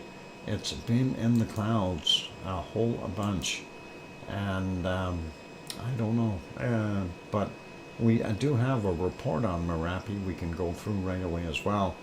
And earlier they had this photo up here, and I was trying to figure out what the heck is going on. This, of course, is at 2:41 a.m. The moonlight is lighting everything up. That is pretty awesome, and it really does look like an eerie kind of a scene, though. And let's back up a little bit more. You do see some lava on the top of the volcano there. This is 1:25 in the morning, and if we kind of sneak through here, it was pretty bad as far as visibility all the way through, and I'm just trying to spot if I can see anything else, and I really can't. So yeah, just no visibility today from there for us. Gonna make that one smaller. We're gonna go look at the Merapi report though, and it says whoop, let's get rid of this. Merapi volcano, Java, Indonesia, continuing glowing avalanches, and we see those. This is the photo, and we can see that sliding down the hill there. That is a pretty awesome shot. It says glowing rock falls from Merapi's lava dome yesterday evening. So that's what we had there. That looked pretty awesome. And then going to the next shot here, 2 meter high, a spatter of lava at the vent. That is not the vent we are talking about. Picture courtesy of Tom Pfeiffer. We'll leave that alone. The extrusive activity at the volcano continues. The activity, actively a growing lava dome slowly grows and sheds numerous glowing avalanches that descend into the southwestern flanks about a couple of kilometers distance from the summit. The lifted dust, so-called phoenix clouds, as can be seen in the attached photo from last night. Okay, all cool. It was also from a partial collapse of the lava dome at the southwestern rim of the volcano's summit crater. Public is recommended to stay at least 3 kilometers away from the summit. And yeah, I'm all game for that. We do have, I guess, a Twitter video on there. I can't make it bigger, unfortunately, so I will play it. And I think we seen some of that yesterday when we watched the bigger rock falls. And that is, of course, from Twitter. And that is about the right time. That was this one as well as the one from 2237. Don't know if they had both in this shot, but we'll see if they do. It was pretty awesome, though, to see those. And a lot of lava came down all in one shot. Awesome speed up. Yep, they did that pretty well. And I don't know if there was how much more there was to that one. There's another one that we can look at down below. So let's see. We do see some more activity right there, and there it goes. That's the next batch of lava that is descending. And love the way that just flows down there and spreads out into that wide delta. And again, I have to mention the canyons that used to be there are completely filled with effusive lava. So things will spread out a lot faster, a lot higher up than what we've seen before. Before it used to go down in through that canyon and then spread out on the bottom. So pretty cool. Hobby Bugs, welcome. I'm glad to have you on board. Anyway, that is what we were seeing in this particular video. And they did capture some of those good falls. There's a little bit left in there. We'll let that play. And Henry has... actually, we should do that. Hobby Bugs, 7-month membership. What a milestone, YSY. Okay, thanks. Anyway, we'll leave that one be. We're going to go look at this other one. And they had posted that. That's a little faster time lapse. And again, this was the one that happened at 22:37 time frame or thereabouts. And you can see that lava coming down. And that is pretty awesome. And love those shots. So very, very cool. And neat to see that. That's a little bit shorter there, so that's all right. We'll leave that be, and of course we'll go to our next one here, and that is Mount Ruapehu in New Zealand. And again, I don't believe we're going to be able to see Mount Ruapehu. It looks awful cloudy there, so I'm not going to waste a heck of a lot of time on here. We'll just check back at one spot. Yeah, not going to work for us. So let's put that one back on live, and we'll make that one smaller. We'll go to our next thing, and I know it is break time. I'm just going to finish this real quick. So a little bit of increased activity. I'm going to refresh. There we go. From what we see on the charts here. A little bit more activity there at Taupo. I don't know what's going to happen in the future, but it is a little aggressive and angry. We'll see if it turns into something. We do see a big spike here, so that may be from a quake that happened in the area. Might even be from that 6.9 that probably would have shaken everything along the Kermadec Ridge, the one that happened up in Tonga. Anyway, that is kind of the same time frame for this, so might have been big enough to cause some shaking. Anyway, let's go and take a look at what the weather looks like there. The lake, of course, the entire lake is the caldera for Taupo. Unfortunately, with all that cloud, we're unable to see Mount Ruapehu back there as well. And looks like a cold, wintry day there for those guys. This shot, of course, courtesy of Suncourt Hotel and Conference Center there in Taupo. And on that note, we'll switch that back to a normal viewing, and we'll put you guys back on some canned lava for now, and I'll let that play. So I am going to go take a break, and when we get back from the break, we'll continue on with having a look at places like Merapi. No, not Merapi. Semeru. Maybe we won't see Semeru either. They had clouds too. I hate clouds. Anyway, for those good people who are here, if you have not yet hit that like button, give it a quick bop. Also, if you have not yet subscribed to the channel, consider subscribing and help us out that way and let us grow that channel bigger. On those notes, I've got to get ready for work. Take care, hobby bugs, and have a great day at work, and stay safe. And we'll see everyone back here in about 5 or 6 or 7 minutes. Don't go away. Here comes some music.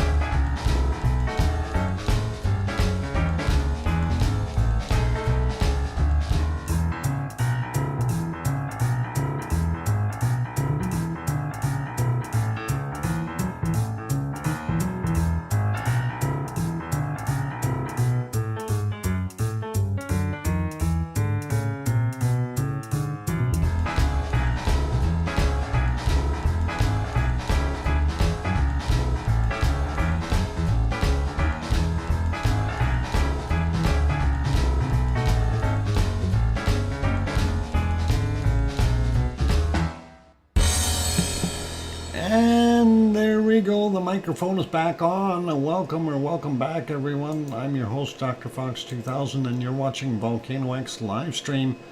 And has nothing to do with it. Kevin Haynes. Yeah, if you're using a laptop, I have my really old laptop here. It's an old Asus. I've had it for years. It's still running Windows 8.2 or 8.1 or something like that. And I did exactly that. I put a separate keyboard on it, plugged it into the USB plug, and that seems to have solved my problem with the keys not working. So all good that way. Anyway, welcome back, everyone. Thank you, Sue, and whoever else did that, and that is okay. Anyway, let's see, where were we at? We're going to go take a look at what we got happening at, where are we going to go look? I think Simaru. But we do want to take a couple other side steps here in a second. I'm just double checking my emails to make sure I didn't miss anything. Anyway, our wonderful Helmaumo crater there, canned lava, of course. Looks pretty awesome, and I love seeing that side vent doing its thing. And we'll stop that right now, and we'll get over to our wonderful Simaru. And unfortunately, like I said, Simaru was in the clouds. It was even worse earlier. Well, there was a time where you could see a little bit of it, and a little bit of a glow up in the top. But it really wasn't all that great as far as visibility. If we go back even just another, that's about an hour and 30 minutes ago. If we go back to 2 hours ago or close to it, you can see that cloud was just messing us up. And you know, you go back 4 hours as an example, you can see, or you can't see the volcano at all. And that was kind of the status quo for the night. So we'll leave that one be. We're going to make that one smaller and not worry about it. And that is, of course, Simaru, East Java. Next one is Piton. And Piton seems to be suffering from the same scenarios right now. And that is clouditis. If we go back about an hour and 40 minutes ago, we do see a little bit of a glow up in the top through the clouds. But nothing really crazy happening there either, and it was hit and miss with even seeing it. And I don't know, when he first set up his camera, he had a minimal visibility. This is about 4 hours and 12 minutes ago, and you can see that kind of flowing down the two paths in the clouds, unfortunately. So and not the greatest of visibility. This is 4.5 hours ago there, so hard to get any kind of a shot through those clouds. Anyway, we'll leave that one be for right now. That is the current shot there at Mayon in our wonderful Philippines, and unfortunately not good visibility. I did try looking at to see if Taal meditation was on, and they are not, unfortunately. There have been reports that Taal has been producing more off-gassing in the last day or so, saying that things may pop there, but we haven't seen any of the local cameras on. And that includes Madame Rutsa didn't really show anything in her latest little short video. Just scanned across it and we couldn't see a darn thing, so we left everything be. Let's see if we can spot some other activity at a few of the other volcanoes. We'll maybe head to Sicily here for a second, and it's kind of an eerie scene there on the other camera, but well, we didn't want that shot, we wanted this one. There you go, Stromboli, and as you can tell, nothing on the thermal is showing up, and of course nothing on the other one either. You see that cloud sitting right there, so really messing us up, and no visibility at all here. So cloud definitely hiding our picture today. And let's see what else we got. Sue just retracted the message. I missed what it is. And LOL Gemma Super Kitty.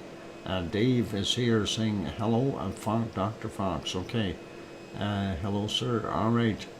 I have a touch screen board or keyboard. It works perfectly.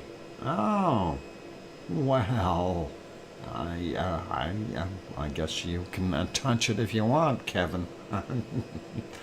Anyway, that is what we are seeing there at Stromboli. Let's leave that one be.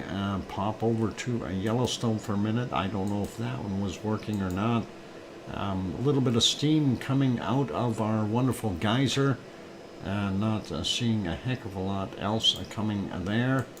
And let's see. Yeah, I don't know. Maybe we got a bunch of people standing around. It looks nice there, though. Really a nice day for looking at a volcano. So pretty awesome, and we'll see what happens. Well, maybe check back on that one in a few minutes. We want to go over to Italy real quick and have a look at that one. See if there's anything happening, or I should say Sicily, and see if there's anything wild or wonderful happening at Mount Etna. Just a quick peek, catching it at dusk at 8:45 in the evening. We do see the main vent up top, quite a bit of off-gassing happening from that. Don't know if the southeast vent is doing anything because of the way that plume is going. Hard to tell. We definitely don't have anything on this other side over here, so nothing coming out there. Looks like most of it is here and possibly the southeast vent. As we go back a little bit further in time, you'll see a bunch of clouds in there. So again, very difficult to tell what's happening where. And here in this shot, we are seeing a little bit of off-gassing or something happening right there. It may be clouds blowing over the top of that hill, or we actually have something happening. And let's see a quick shot at the charts here for it and see the activity. Well, looking at what we've got, oh, it just refreshed. It looks like everything is just riding the line still, above the line or right on the line. Dipping back and forth. So that is typical Mount Etna. We want to see it where it raises above the line and stays there. That's what we're looking for, and we're not seeing that. So hopefully that'll happen. Good night, Ariane, and take care. And thanks for dropping in. Appreciate that. Next report, of course, we actually have two from Piton della Fornaise. And we'll get rid of that so we can see this better. And here's the first one. Says Piton della Fornaise, volcano Reunion Island, a part of France. New eruption followed a seismic crisis this morning, and this came in, of course, today. And if we look at the shot here, we do see some smoke coming out from right there. Nothing really major going on there, so we'll take a look at this a little bit more. Here's their activity as a seismic tremor detector by seismic instruments at Piton della Fornaise volcano this morning. So showing the activity and looking pretty solid in here, and that is usually a good indicator that there is some kind of an eruption. And anything else there? Nope. And that is nice, but it's not Piton. That one is Yassur, and photo is compliments of Tom Pfeiffer. That's a pretty nice shot too. I like that. Awesome. Okay.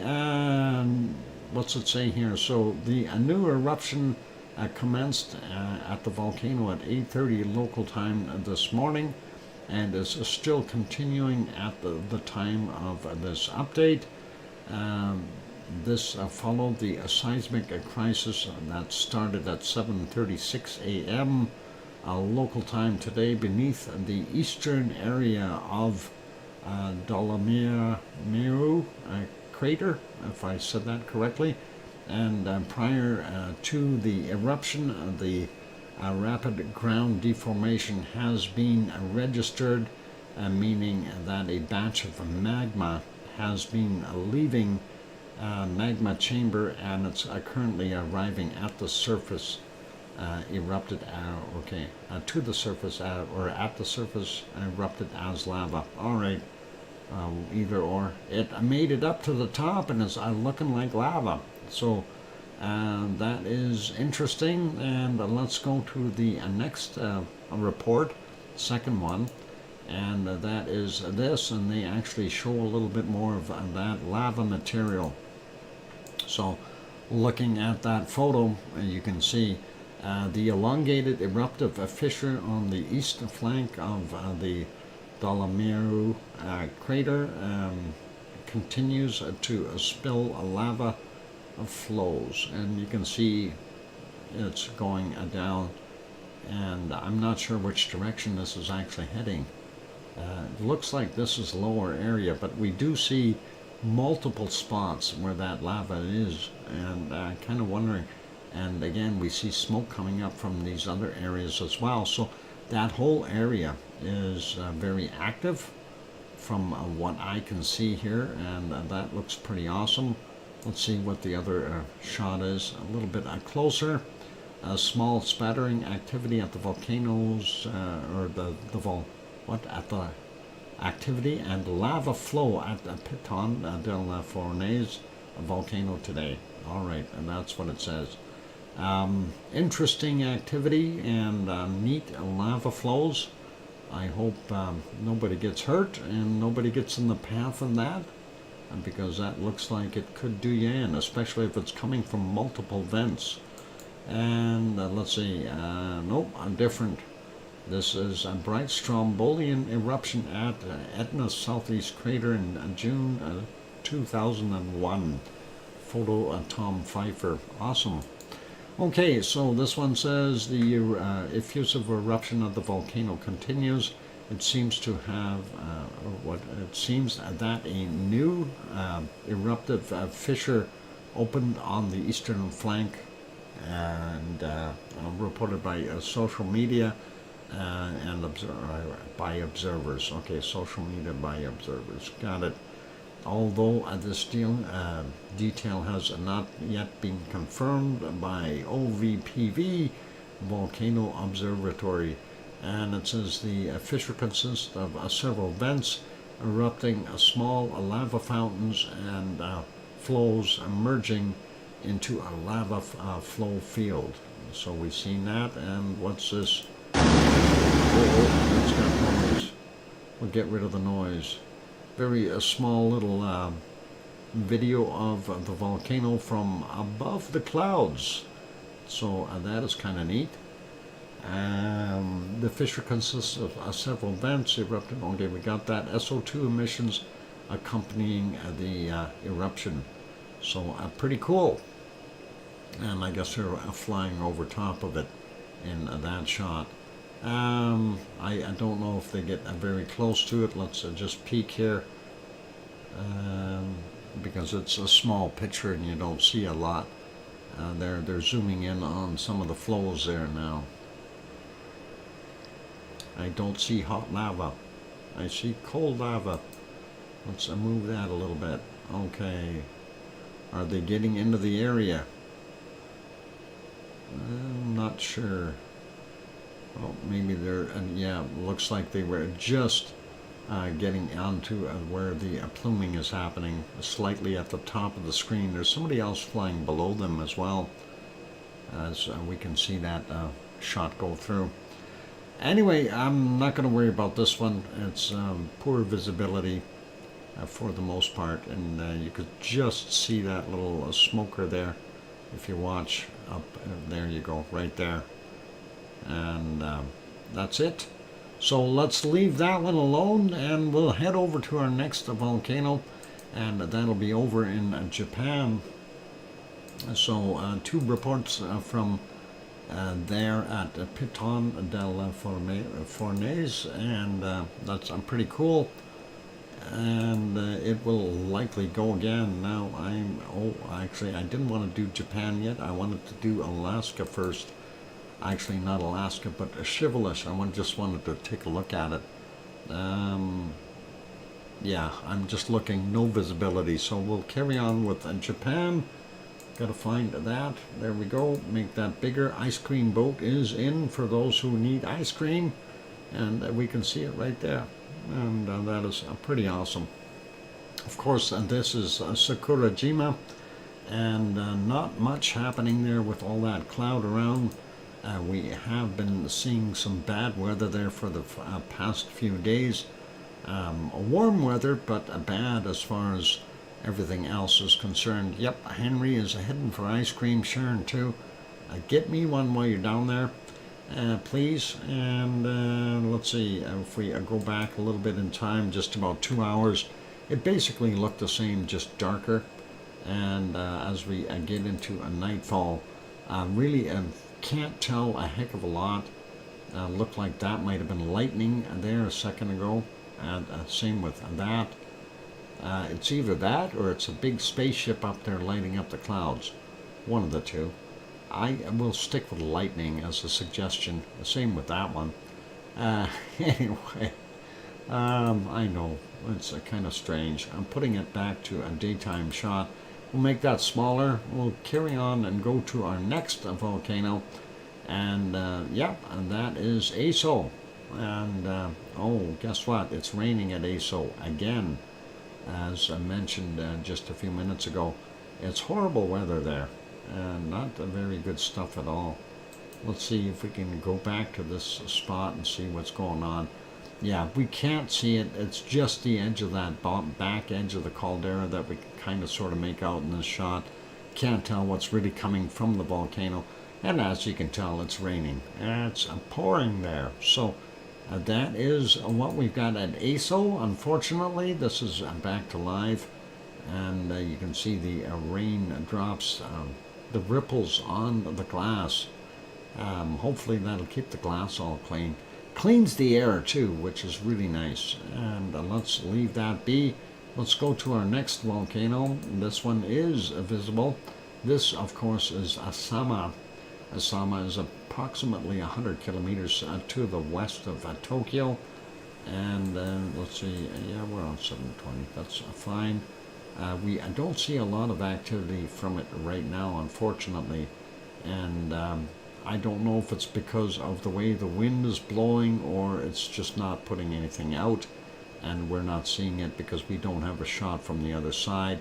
That, by the way, is 1:57 a.m. I'm surprised we can see it that well. The moonlight did keep things visible. That might be at just 28 minutes after midnight. It looks like there is a little bit of SO2 or gases coming out of there. I shouldn't say SO2, we don't know that yet. So, and if we go back even further, we can see a little bit more of a plume there at 11:28 p.m. Their time from yesterday, which is actually our today, right? Oh, sure, it's pistachio. I like pistachio, and thank you. I want that. I really do want pistachio ice cream now for some reason, but it's cold out. It's not good on a cold day. Anyway, that is what we're seeing at Asama, and not much more there. So let's make that one smaller again. And we'll go back to this. The ice cream boat just took off, so if you didn't get yours, you'll have to wait for the next one. And that is all good. It's pistachio. I like pistachio. That is a really, actually, it's a really good ice cream. I like it. Anyway, it is break time, so we will do the break. When we come back from the break, we will do a volcano report, and we'll get you some music in the meantime. Keep smiling, everyone, and online game player saying hello, Dr. Fox, and how's things are going there. And yeah, hope your online games are good. Hopefully you play them. Anyway, let's get at it though. Break time. The duck said so. And here's the music. I'll be back in 5, 6, or 7 minutes. Don't go away, you guys. More to come.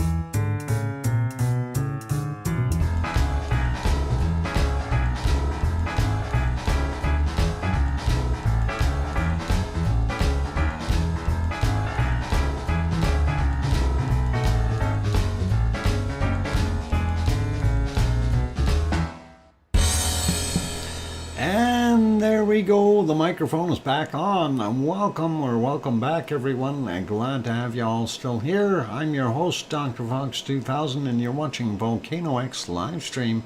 Thank you for the welcome back there, Sue and Grandma B. And Irish Monk says, welcome back, Dr. Fox 2000. Sharon is asleep on an ash slope. Oh boy, why is she having a sleep on some ash slopes? That is beyond my comprehension. Is it soft and fluffy? I don't know if she's asleep, but we'll wake her up or something. Somebody will wake her up. Anyway, thanks for the welcome backs. It is time to do our volcano report, so let's get at that. And thank you, Sue, for providing it. So late Saturday's volcanic activity, we had 8 of them in the list. And we'll start out with Mayon on Luzon Island. That's the big island of the Philippines, of course. A volcanic ash cloud, unknown height, reported at 1300. Sabancaya in Peru continues ash emissions to 20,000 feet or 6,100 meters. Reported at 1315. Ubanas in Peru continues ash emissions to 20,000 feet, 6,100 meters, reported at 1400. And then 18,000 feet or 5,500 meters, reported at 2015. Popocatépetl, and we did watch it yesterday, there was a pretty continuous there. So constant volcanic ash emissions to 23,000 feet, 7,000 meters, reported at 1415. And volcanic ash emissions continue to 26,000 feet, 7,900 meters, reported at 2100. Shivlash in the Kamchatka Peninsula, and we seen that yesterday as well. Volcanic ash is not identifiable in satellite imagery, reported at 1800. Yeah, it was too cloudy. Actually, I think we had good visibility yesterday. That's a little odd. Fuego in Guatemala, volcanic ash emissions continuing to 15,000 feet or 4,600 meters, reported at 2015. Dakono on Halmahera Island in Indonesia continues volcanic ash to 7,000 feet or 2,100 meters, reported at 2245.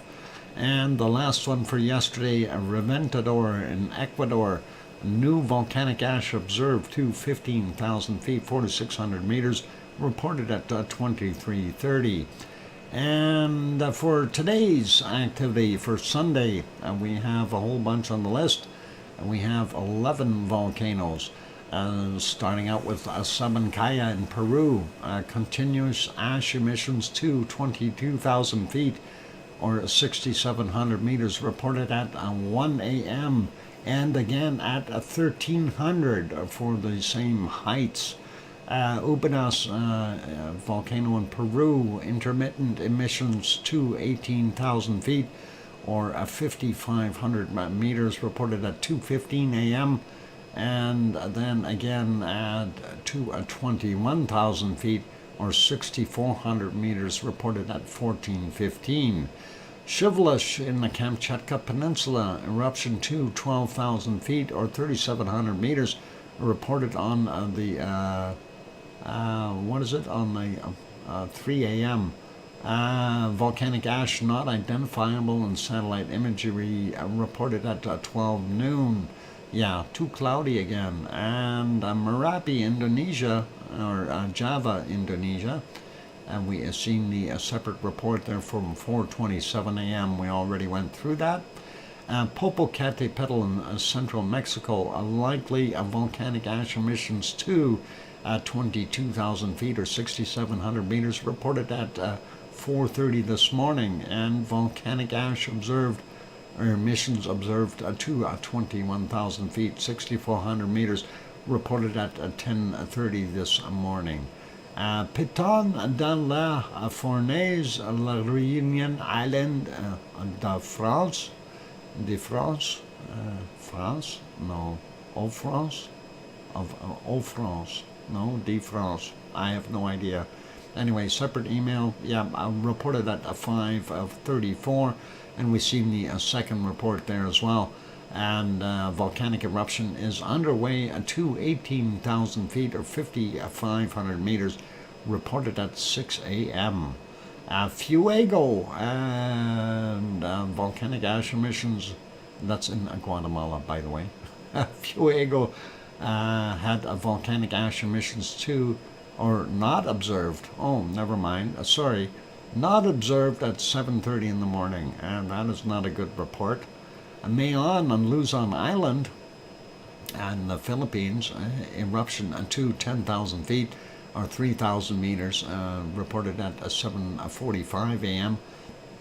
Hey, it's Ivan Kunkel. Welcome. I'm glad to have you on board. Guten Abend. And Sangay in Ecuador, volcanic ash cloud detected to 23,000 feet or 7,000 meters, reported at 11:15. And then we had Reventador, a volcanic ash not detected, reported at 11:30. So somebody stole the volcanic ash. Somebody did it. Suwanoshijima in Japan erupted to 7,000 feet or 2,100 meters, reported at 11:45. And that's the end of our volcano report for today. Thank you, Sue, for sending that in as usual, and the other reports. We do appreciate that. That is awesome. And hope you're having a wonderful day there, Yvonne. Anyway, that is it for our volcanic stuff for right now. I do think we need to go over and see what we've got for shakers. We had to look at everybody else, or the ones we could see. So let's park our canned lava. I need to move that. There we go. We'll stop it in its tracks. Love doing that. It's like magic. I wish I had that power. Turn them on and off just like that. That'd be neat. All right, let's, where am I? Going over to earthquakes. Kay and Johnson, welcome, I think. Let's see what we got here. Brand new account. Interesting, Kay Johnson. Seems to me you came in with that account before and you were removed, if that was correct. Okay. And anyway, we'll see what is going on there shortly. Let's get over to the earthquake map. We'll start out where we normally do, up in the Kamchatka Peninsula. Don't see anything happening there, and we'll leave that one be. Going along the Aleutian Islands, I don't see anything on the islands so much, nothing really major or new. We do see a little quake here, southern Alaska, 3.0 from 2216 yesterday at 51.2 kilometers down. Sliding down a little bit further here, looking for other quakes, and don't see any quakes till we get down here, and that looks like a wonderful Peru, a 4.4 from 4:46 a.m. this morning, 80.9 kilometers down for that one. The other one is also in Peru, 5.0 from yesterday, actually, at 1925, 43.5 kilometers down. Not seeing anything down in Chile, not seeing anything over in the South Sandwich Island region. Moving over a little bit, we're not seeing anything down on the bottom of anywhere there. New Zealand, fairly quiet. We did have a bunch of rumblings, though, on the Kermadec Ridge once again. 5.2 Kermadec Island region from 1331, 42.01 kilometers down. Thank you, Arizona Snowman. And this one is a 5.6 in Tonga from 2041, 10 kilometers down for that guy.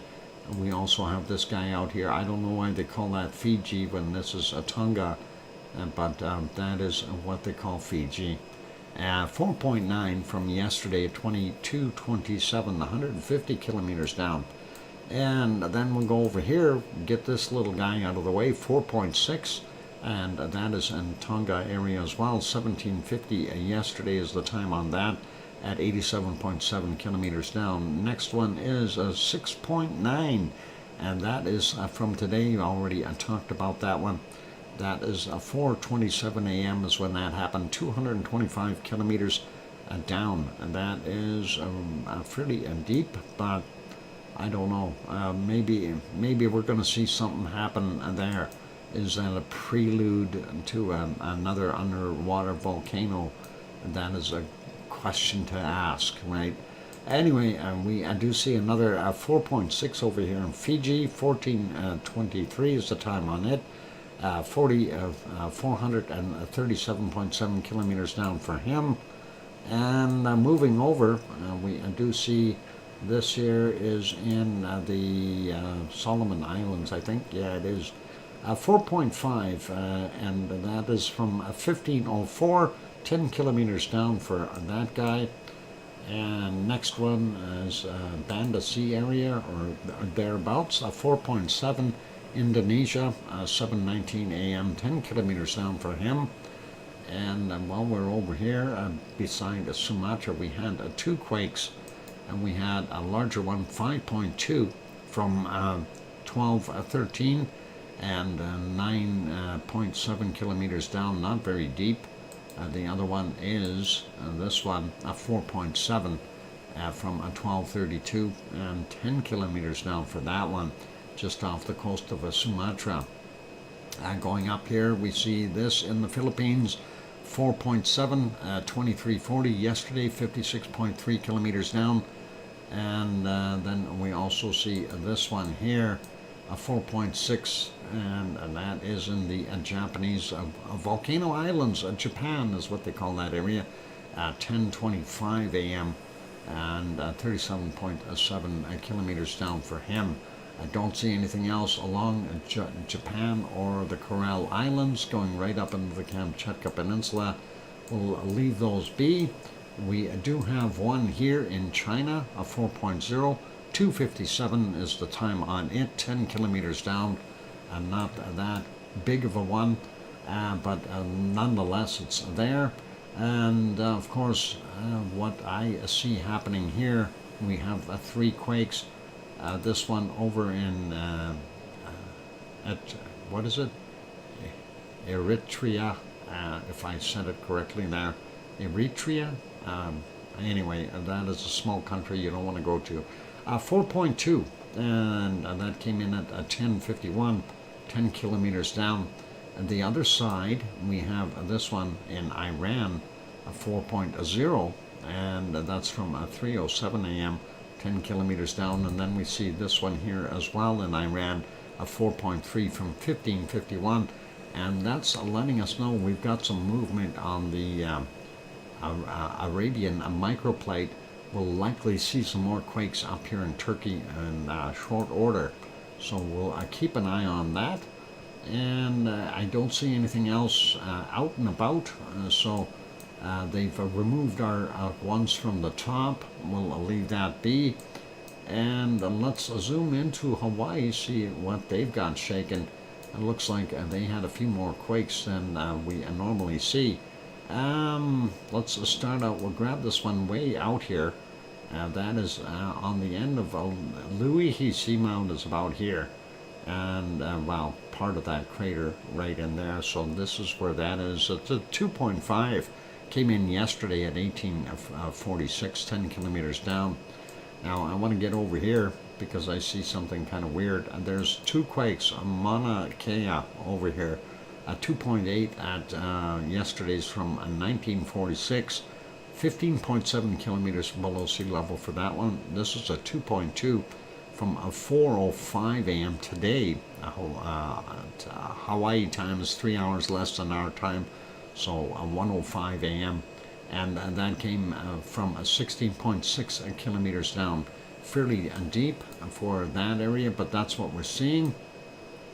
Then we've got a few more. This one off the coast here, just a very small one, 1.4 from 1243, 12.2 kilometers down. Up on top of Mauna Loa, we're seeing this one, and that is a 2.0, and that is 5:06 a.m., 39 kilometers below sea level. This one is a 2.0 from 1226, and that is 1 kilometer above sea level. Let's grab this guy here, 1.2, and that is from yesterday at 22:56. And then we've got this guy out here, Pahala area, and the stuff in Pahala typically between 26 and 37 kilometers down, so I'll avoid saying the depth. And this one, of course, from 1:54 a.m. our time, and that's a 2.3. Let's zoom in a little bit more, get these ones in the water first. 1.9 from 13:10 today, and the other one is another 1.9 from 3:26, and 1.9 from 22:31 yesterday. And then we've got this guy here, 2.0 from 12:03, and the newest one on board at 2.3 at 16:05 their time. Nothing else really close to Pahala. Let's go on the other side here. We see a 2.1 from 3 minutes after 12 noon our time, and then we got what is it, a 2.0 from 7:41, and the other one is a 2.1 from 10:45 or our time, and of course that would be 7:45 a.m. Hawaii time. That is basically the earthquakes for there. We are not seeing anything at Kilauea at all, and that is a little odd. Not even a single new quake. Makes you wonder what's going on. Quick look at the Canary Islands while we're here, or while doing volcanoes, and we're waiting for that to refresh. And there we go. I don't think we've got anything major happening there. Let's zoom out just a little bit. What I'm looking for up here, of course, is the East Azores Ridge. We're not seeing anything there. We do have a few newer ones there. We got this guy over here, 2.8 from a couple days back, and I'm not going to worry about that. Then we got a few right in between Gran Canaria, and that's a couple days back for that 2.6. The other one is from 2 days back as well. No, 4 days back, sorry, something like that. Anyway, 2.5. Older quakes, not going to worry about them. This newer one here, really nothing exciting. 1.4 from today at 14:18 UTC. And let's get rid of that and zoom into La Palma and just see what we've got. So from today, nothing. These are both from the 29th. So they've gone basically 3 good days without a quake, and that is awesome. Let's put it back on the other quake map and zoom back out. I do need to take a break. My throat is done, so hang in there, you guys. Put a cement mixer together today.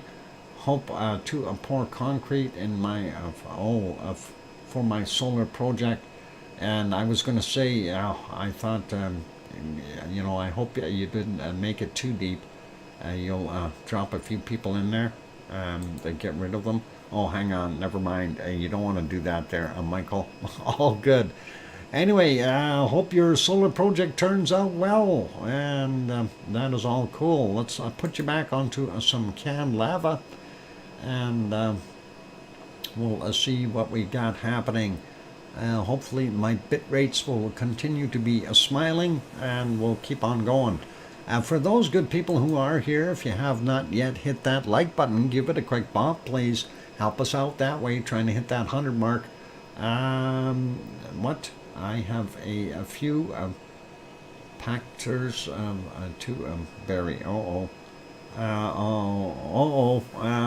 Irish monk. I don't know if I want to hear that. Yeah. Anyway, all right. I thought you would have got rid of them years ago there, Irish monk. That's all that's left is skin and bones now. Never mind. Let's not get into that conversation in there. I'm going to go for a break, you guys. Hit the like button, hit the subscribe button if you haven't done that either. And we'll keep smiling and don't go away. Gonna have a little bit of a break. I'll be back. And here comes some music. Thanks.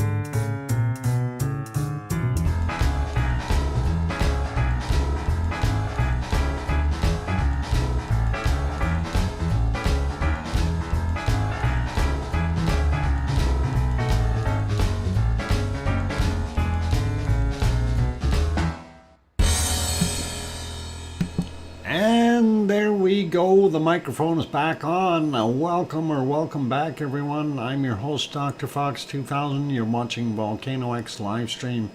And thanks for being here. Thank you for the welcome backs from Sue and Yvonne Kunkel and maybe a few others out there we don't know yet, but that's okay.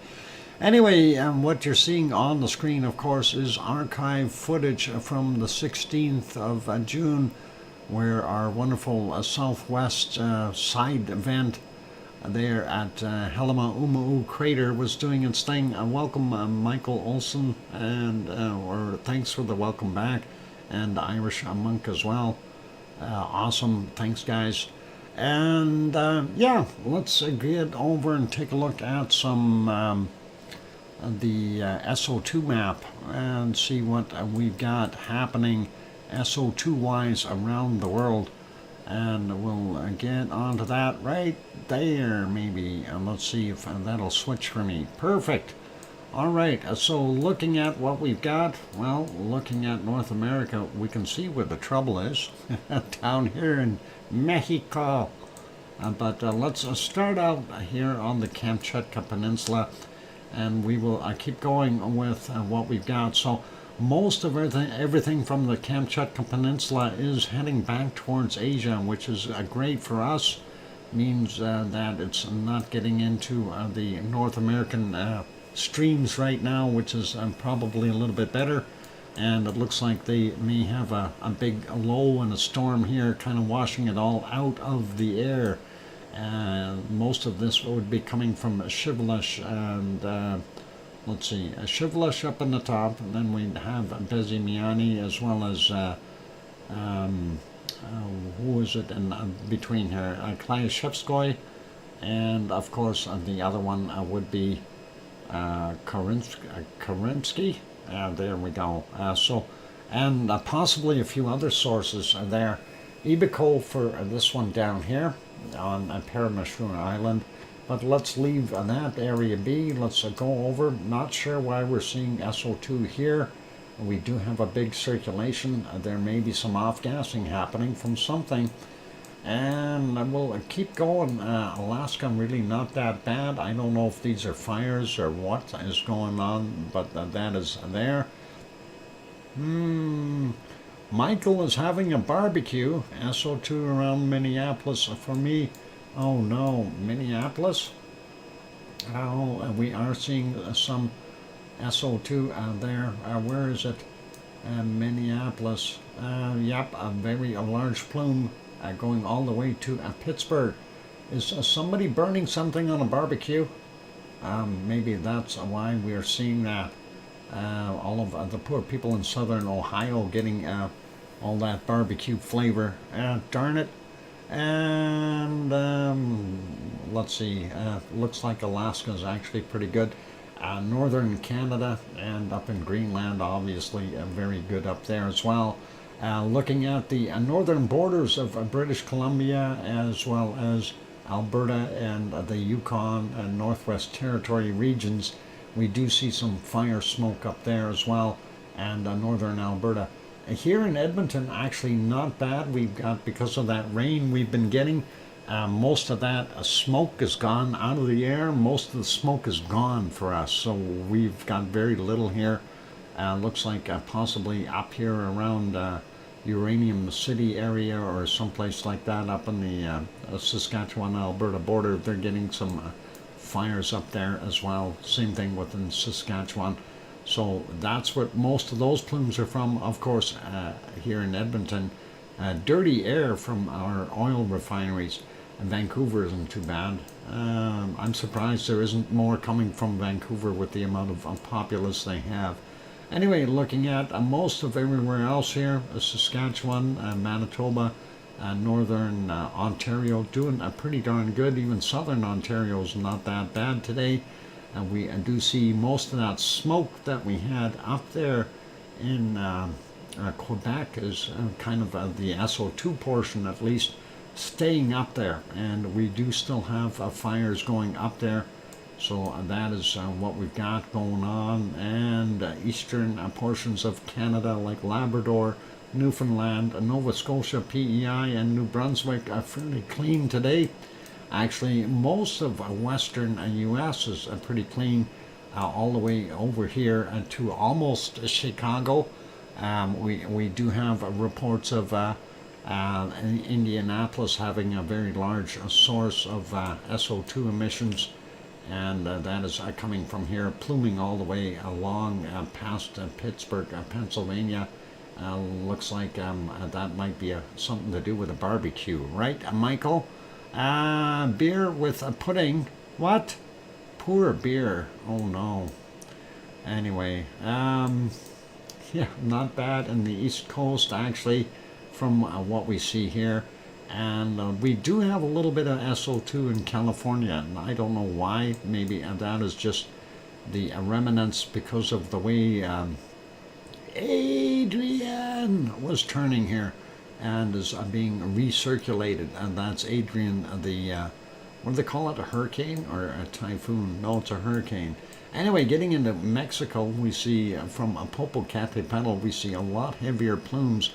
At least we think it's from Popocatépetl. There could be other sources to it as well, but that is what I'm guessing, okay? That's what it looks like. We could have something burning along the coastline here, creating that as well. They do have all kinds of industry there. Got to use extra lighter fluid to cook that steak. Ah, boy, if it tastes like petroleum, I don't think I'd want to eat it. Anyway, Central America, not bad, from Guatemala and Nicaragua and our wonderful Costa Rica there. Nevado del Ruiz, not so bad today either. And his buddies there in Colombia and our friends in Ecuador, also not bad. Sabancaya being bad again, though. Again, still of heavy plumes, and that is getting into, of course, Bolivia as well as Paraguay, and then all the way through into Brazil and down here into Argentina. So, and Chile, of course. A lot of activity, and the Chilean one's really not pluming out that much, and it looks like it's not bad in the eastern portions of Brazil and the northern areas there. So clean air for those guys. And then down here where it's really cold, it's also really clean. You can enjoy cold, clean air in southern Argentina and Chile. Moving over and taking a look at a White Isle volcano north of New Zealand, not doing a heck of a lot.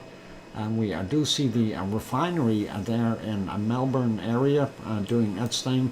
And of course the coking fields north of Sydney, because of the wind currents, is being drawn back in. And we do see this system in here, so likely a storm happening for those guys. Moving over, we are not seeing any more plumes coming off of the Kermadec Ridge in this area, so what we had there previously has stopped for now. We'll maybe see some in the future. Tofua out here in Tonga doing its thing. Yasur, not so bad. Gawa and Aoba is still working hard. There in Vanuatu, Papua New Guinea, pretty normal. Luotalak, a little heavier today, or maybe more confined. It's not quite as spread out. That might be the problem. And of course, Semeru, right here in East Java, doing its thing. This plume likely a good portion from our Merapi there. And then looking over here, there's two sources here.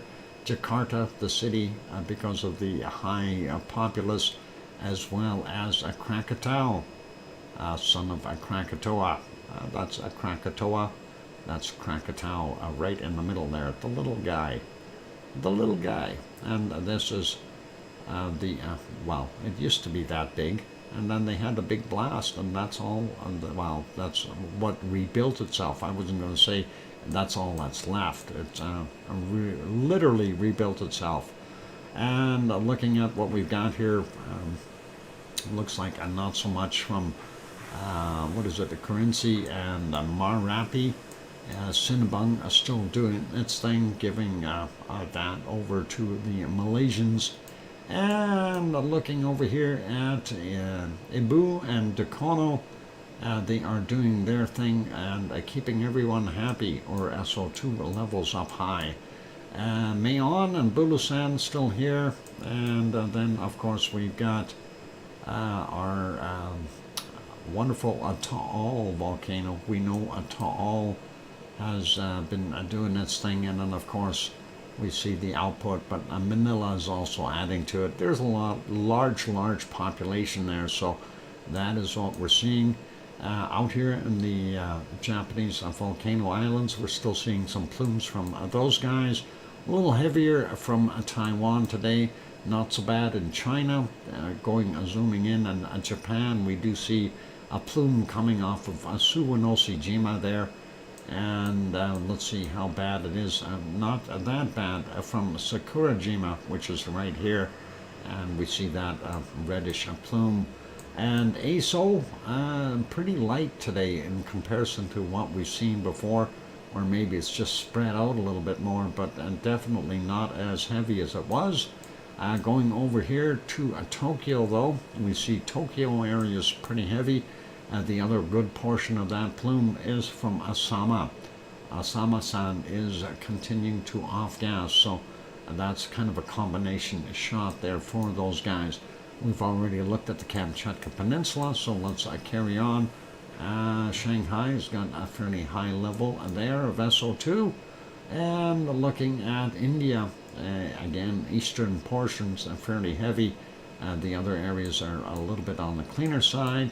Let's go down here to South Africa, and definitely high levels of SO2, and they must be really smelting a lot of gold for us. And that's South Africa. Then, of course, here in the Democratic Republic of the Congo, that's Goma 1 and 2 doing its thing. And a couple of volcanoes. They also have coking plants there, just so you're aware of that. And then, of course, in this area should be Urta Ale, but because of the refinery stuff, everything coming across the water, we're unable to see it. Follow the penguins. Oh boy. Anyway, the darker red areas here, of course, in Saudi Arabia, Kuwait, Iraq, and Iran. Those are basically oil refineries. That's why those levels are up. And we see Beirut has a little higher area as well here, going into Syria. I did notice this, and I'm not sure what's going on here. This is, of course, coming from the Turkish side here, so I'm not sure what the heck is happening right there. Somebody in Turkey, maybe they got a factory or something doing that. Maybe it's a burnt turkey. I have no idea. Over here, we do see a lighter plume coming from Stromboli, and a heavier plume coming from Mount Etna, and that plume is going all the way in through the most of Greece, and actually headed towards Turkey there as well. Looks like Piggy is out of the woodwork. She's a little further south, so she's doing all right there. Let's look at the rest of Italy. Pretty clean, and looks like a little bit of a area down here in southern part of Portugal with an elevated level, but the rest looks pretty decent. And Spain, France, most of Germany, as well as hang on, it'll come to me. Brussels is in Belgium. That's it. And Holland, of course, and going up here into Denmark, pretty clean. A little bit around Oslo, nothing else there. Looks like the rest of what we see in Sweden, Norway, and Finland is pretty good. And England, Ireland, Scotland, Wales, and those areas are pretty darn good as well. Same thing goes for Iceland. So SO2 is not bad for today. The only trouble areas we have, well, higher levels that I'd really be concerned with, is the stuff coming out of Popocatépetl and Sabancaya. And that is about it. Everybody else should be happy and breathing a little bit better. Nothing better than a greeting from Etna. Oh, wonderful. Etna is such a nice volcano. And Etna is old. It's old. It's even older than Irish Monk. How about that? All right, let's see if we can get our weather started, whether we like it or not. And we'll see what we got. And, let's start out like looking at Adrian. There's Adrian. Adrian is drifting further away from the coast. That is interesting and makes me wonder what the heck is going on. You'd think it'd get pushed in a little bit more, but we do have that strong airflow here, and I think maybe even though it is taking a circulation, it's getting kind of pulled this way a little bit more. I have no idea what the heck it's doing.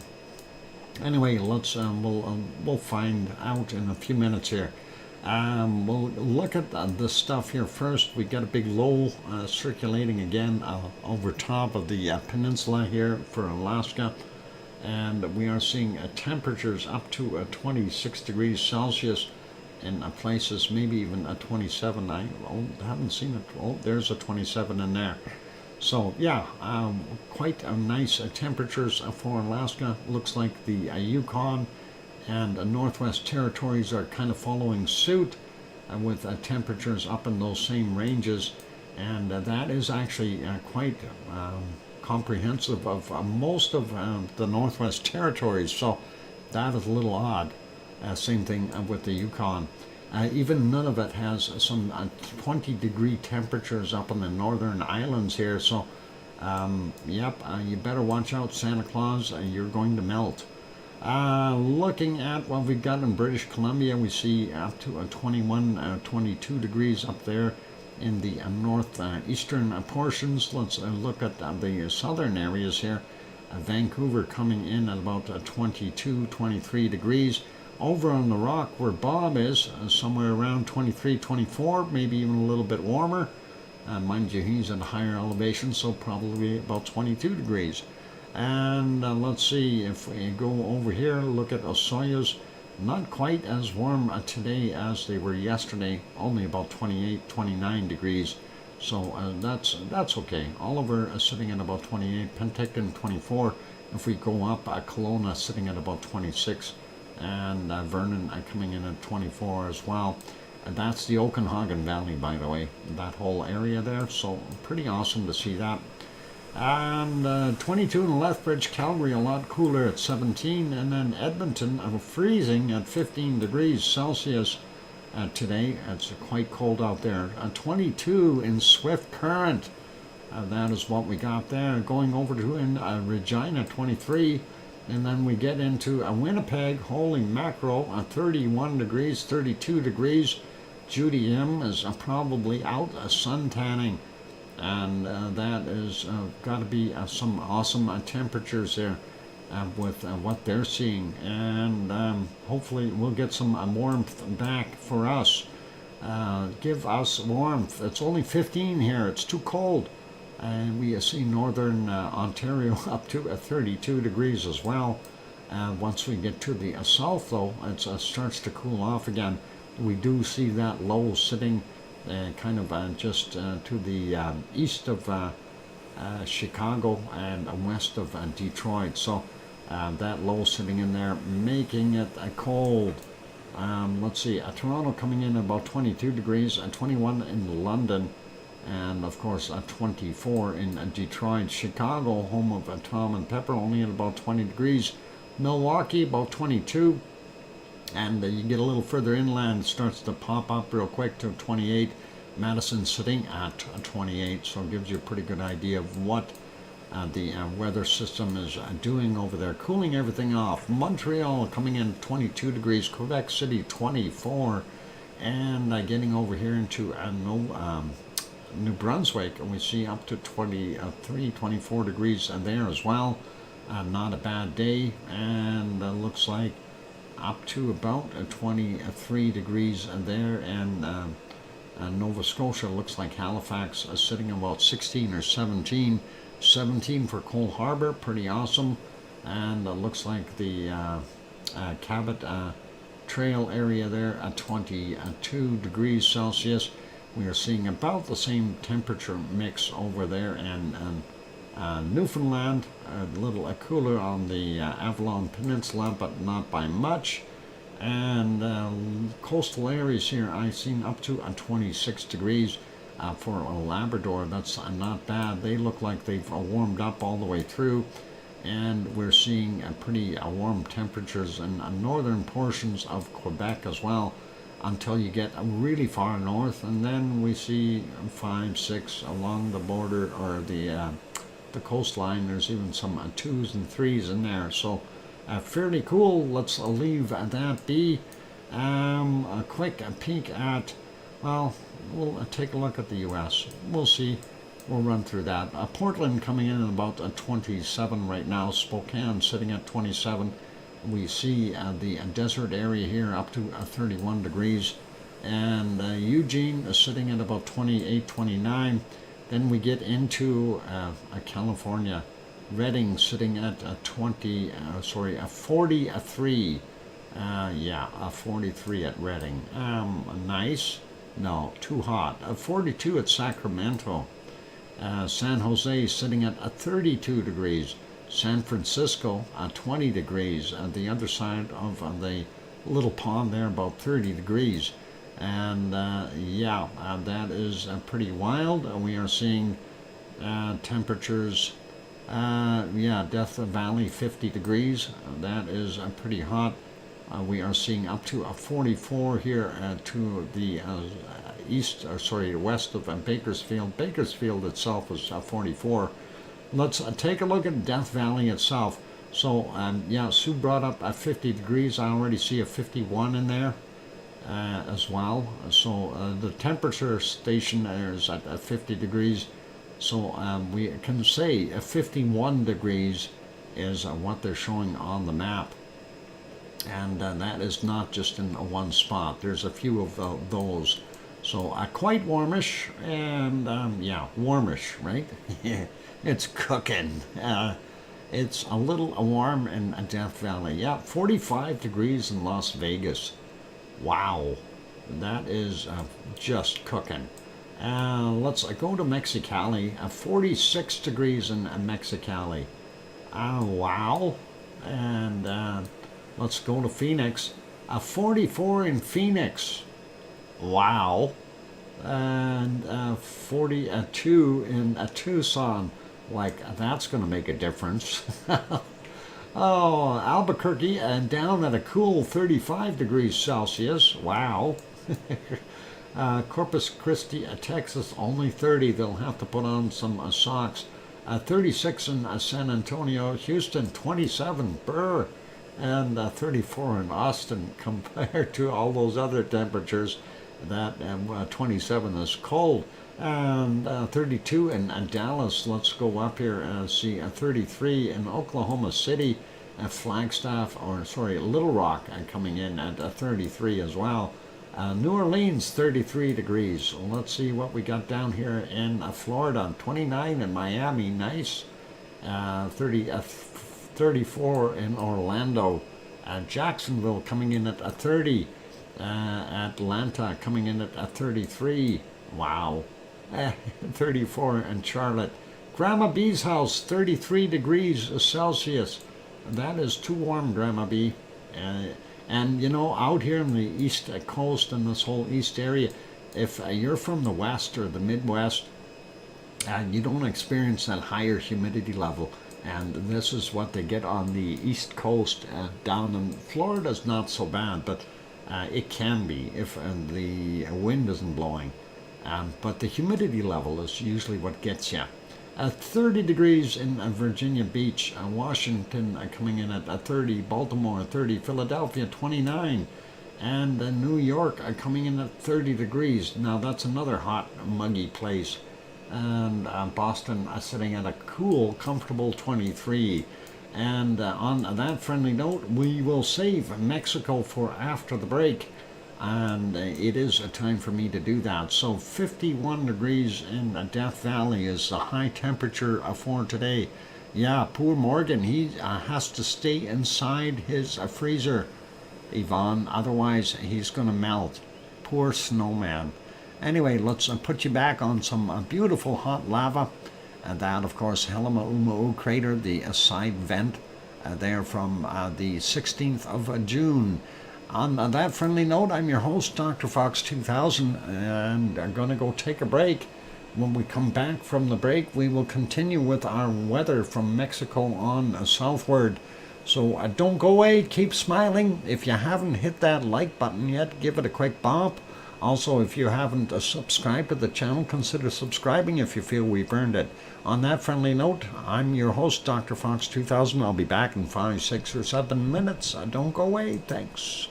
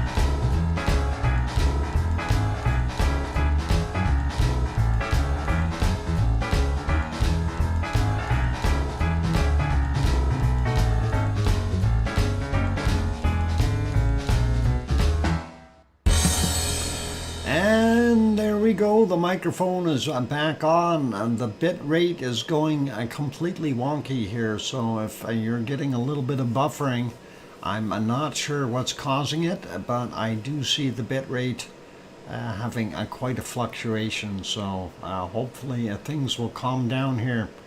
Anyway, let's park on our lava for right now.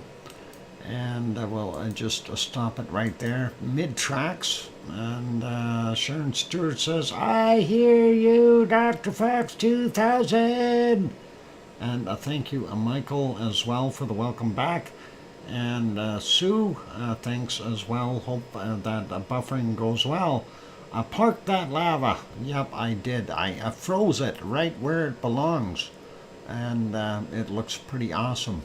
Anyway, let's get over to the weather map again. And we were looking at the 51 degrees Celsius there in Death Valley. That is just incredible. And we're seeing some high 40s as well. Well, good 40 plus temperatures in Mexico.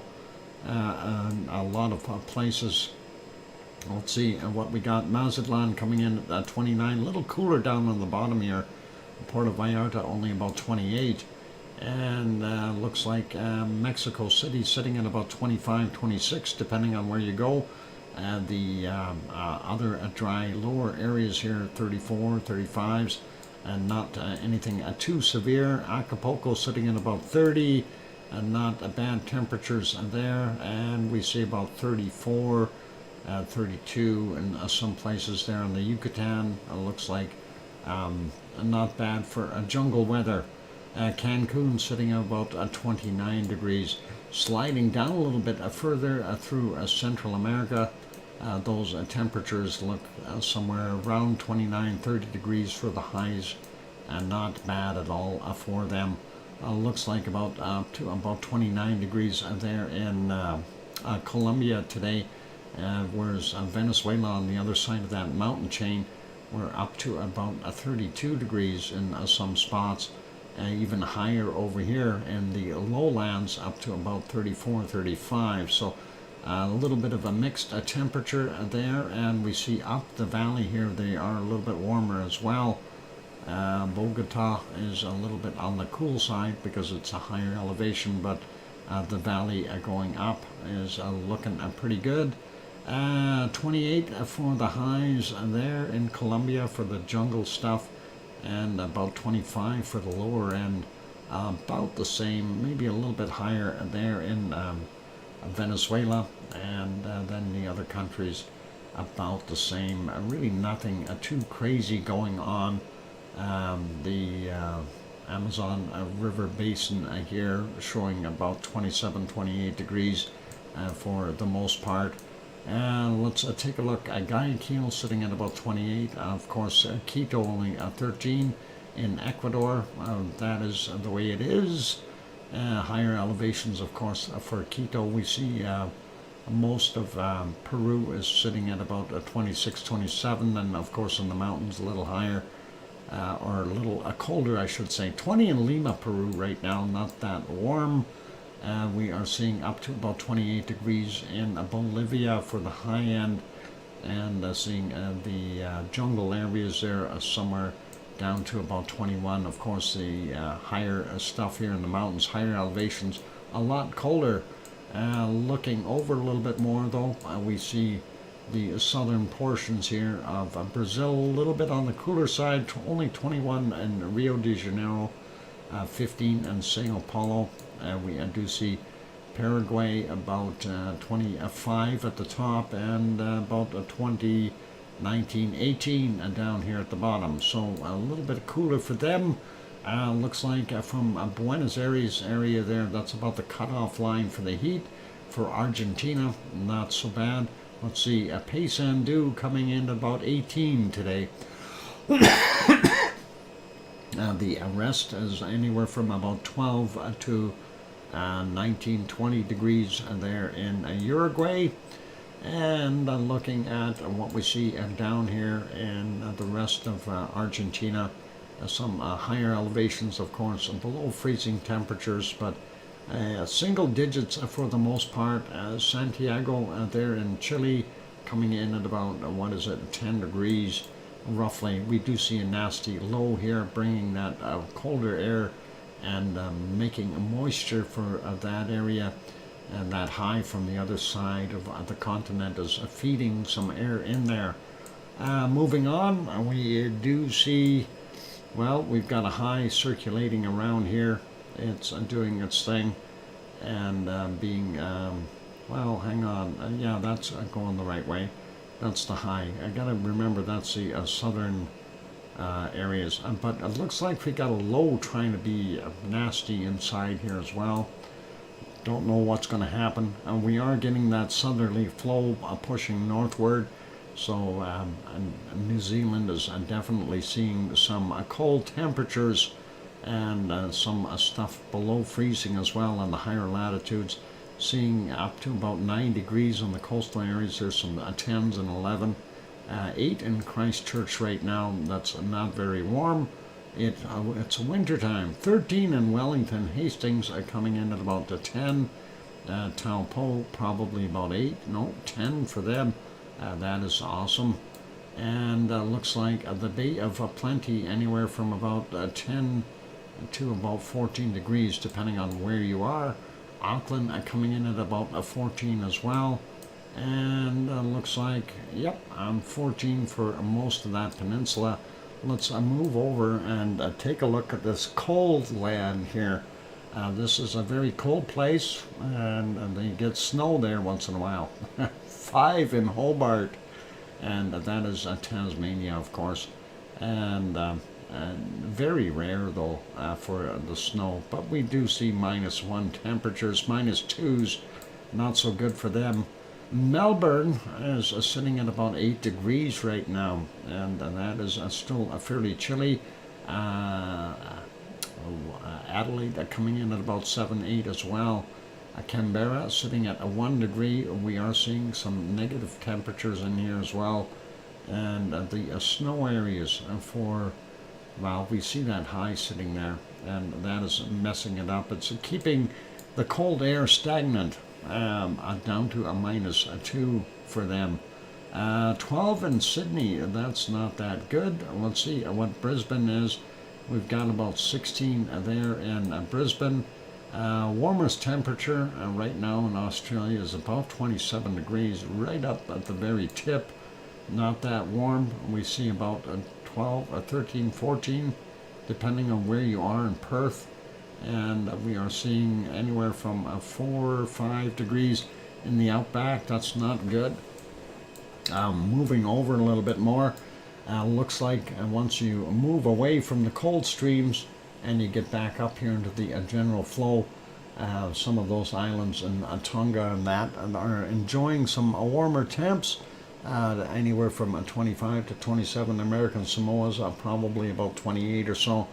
Fiji coming in about 23 to about 26 degrees, and we're seeing about 20 to about 23 there in New Caledonia, 23 to about 26 in Vanuatu. Papua New Guinea, once we get in there, the islands are looking pretty good. We are still seeing temperatures of up to about 29 degrees on the larger island. Papau or Papa or whatever they call it, the island. Anyway, pretty warm. Eastern Indonesia doing about the same. And you got to remember it's very early in the morning there, so when we see these temperatures, give it time, it'll warm up, and we do see some nice temperatures already building there at 23, 24 degrees. And Jakarta is about 26 right now. That's pretty warm actually already.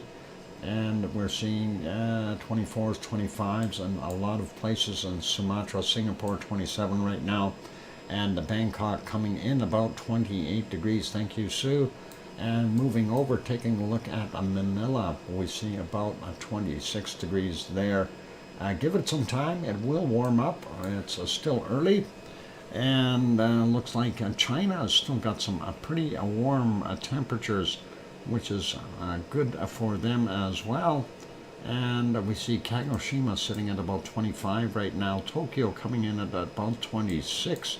That's not bad. We do see a nasty low right there circulating, likely a storm happening. Sapporo coming in about 19.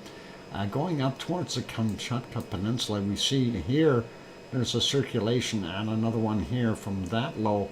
So we've got some cold stuff here in the Kuril Islands, but once we get on the Kamchatka Peninsula, we're seeing 25, 26 degrees on the western side here. So that is pretty awesome. Eastern side down to low teens, or I guess 10, 11 degrees in some places. But we are seeing that warmth continue on up into Siberia and those areas, and even seeing some temperatures up to 32 degrees out here where it normally is minus 32. And let's continue on and take a look at India real quick. Delhi sitting at about 27, 28. Over in Pakistan, we're seeing temperatures up to 34, and that is pretty good. Jakarta coming in at 27, Mumbai about 26, Sri Lanka anywhere from about 28 and down to about 23. And going to let's try Madagascar first. Looks like they might be warming up just a tad around the coastal areas, which is really good for them. They've been cold, and let's see what we got there in South Africa. Still looking pretty cold. We see some colder temperatures, -6, -8 there in South Africa. I always thought it was tropical. Burr. And south central portions, we are seeing it start to moderate a little bit. We get into Central African areas, of course, that is jungle-like stuff. That is a little bit warmer, and then of course UAE, and while UAE is a little bit cooler, there anywhere from 28 to about 33 degrees, and then we get over into Saudi Arabia, Riyadh coming in at was it a 26? No, a 33. I looked at the wrong numbers there. Up to 37 degrees there in the southeastern portions. And of course, that is kind of bleeding into Oman as well. And looking at Yemen, they have similar temperatures. Going up a little bit further, looking at Iraq, we see 30 degrees in Baghdad. Over here, up to 40, 41 degrees there in some places in Iran. But let's take a look at the Sahara Desert, see what we're going up to with the cookers here. And we see very close to that 40 in a lot of places, 40, 41 degrees. I see a 42 in there, but still no 51. So I'm going to contend and say that record is going to our wonderful Death Valley. 23 there in Cairo, Egypt, and we'll move up a little bit more. Malatya sitting at 21 there in Turkey, or Turkey, however you like it. 23, 24 in Adana, and then taking a look at the Piggy's place. Piggy is got something around, I'd say 23 degrees, and there you go. Thank you, Sue. Athens coming in at about 24 degrees right now. Moving over, taking a look at Sicily, Rodanzo coming in at about 15, 16 degrees, and Catania coming in at 23. Going over here about 23 in Messina as well. And let's see, going up to Naples at 24 degrees right now. 22 in Rome, looks like a circulation here, and the opposite circulation here. I wonder what's going on there storm-wise, and we'll find that out shortly. 23 degrees in Milano. Let's keep moving and take a look at Madrid, 24 degrees, 25 degrees. That's not bad for nighttime temperatures. 20 in Lisbon, and Aurelio's house, 19, 20 degrees there. Looks like starting to cool off a little bit as soon as we get up in elevation, or latitude, I should say. Nantes coming in at about 17, Paris coming in at about 16, and Munich coming in at 16, Frankfurt 15, Cologne is 15, and about 15 at Yvonne's house, and then we see 13 in Belgium's Brussels, and Amsterdam slightly warmer at 17 degrees. Looking at Berlin, 14. Hamburg is sitting at about 14 as well. Copenhagen is sitting at roughly 14. Also 13 in Aarhus, and going up to Oslo, 10 degrees. Stockholm, 14 I should say, not 40. We do see that big low here in between Sweden and Finland, so they've got some weather happening. 16 degrees, 16 degrees in St. Petersburg, and we see a 17 in Moscow. Let's take a look at England real quick. London sitting at about 14, looks like about the same temperatures. In Wales, roughly, Leeds sitting at about 11, a little bit cooler as we go north, and Glasgow 9-10 degrees. Aberdeen sitting at about 11. The Highlands in here anywhere from 6 to about 9 degrees, and then you get to the coastal area about 11 or 12 for that area. Looking at 11 there in Dublin, and of course Ennis over on the other side will be about 12 degrees. 13, okay, well, close, and I loved Paris when I was there. Not so good there now. No, don't go to Paris now unless you're going to elite places. And looking at this little island, I like this little island. They got good hot dogs there. Anyway, 10 degrees in Reykjavik, the capital city of Iceland. And that is our weather forecast as far as temperatures and everything. And when we come back, we're going to go for a break. When we come back from the break, we will do precipitation, and we'll see what that is all about. And then we'll go from there. So hang in there, everyone, and we'll do precipitation, find the coldest temperature on the planet, and then from there we will end the show. So don't go away. Here comes some canned lava for you. And I'm your host, DrFox2000, here in Edmonton, Alberta, Canada. If you have not yet hit that like button, please give it a quick bop. Also, if you haven't yet subscribed to the channel, consider subscribing if you feel we've earned it. On that friendly note, I'll be back in 5, 6, or 7 minutes. Here comes some music, and smile, play nice in the lava.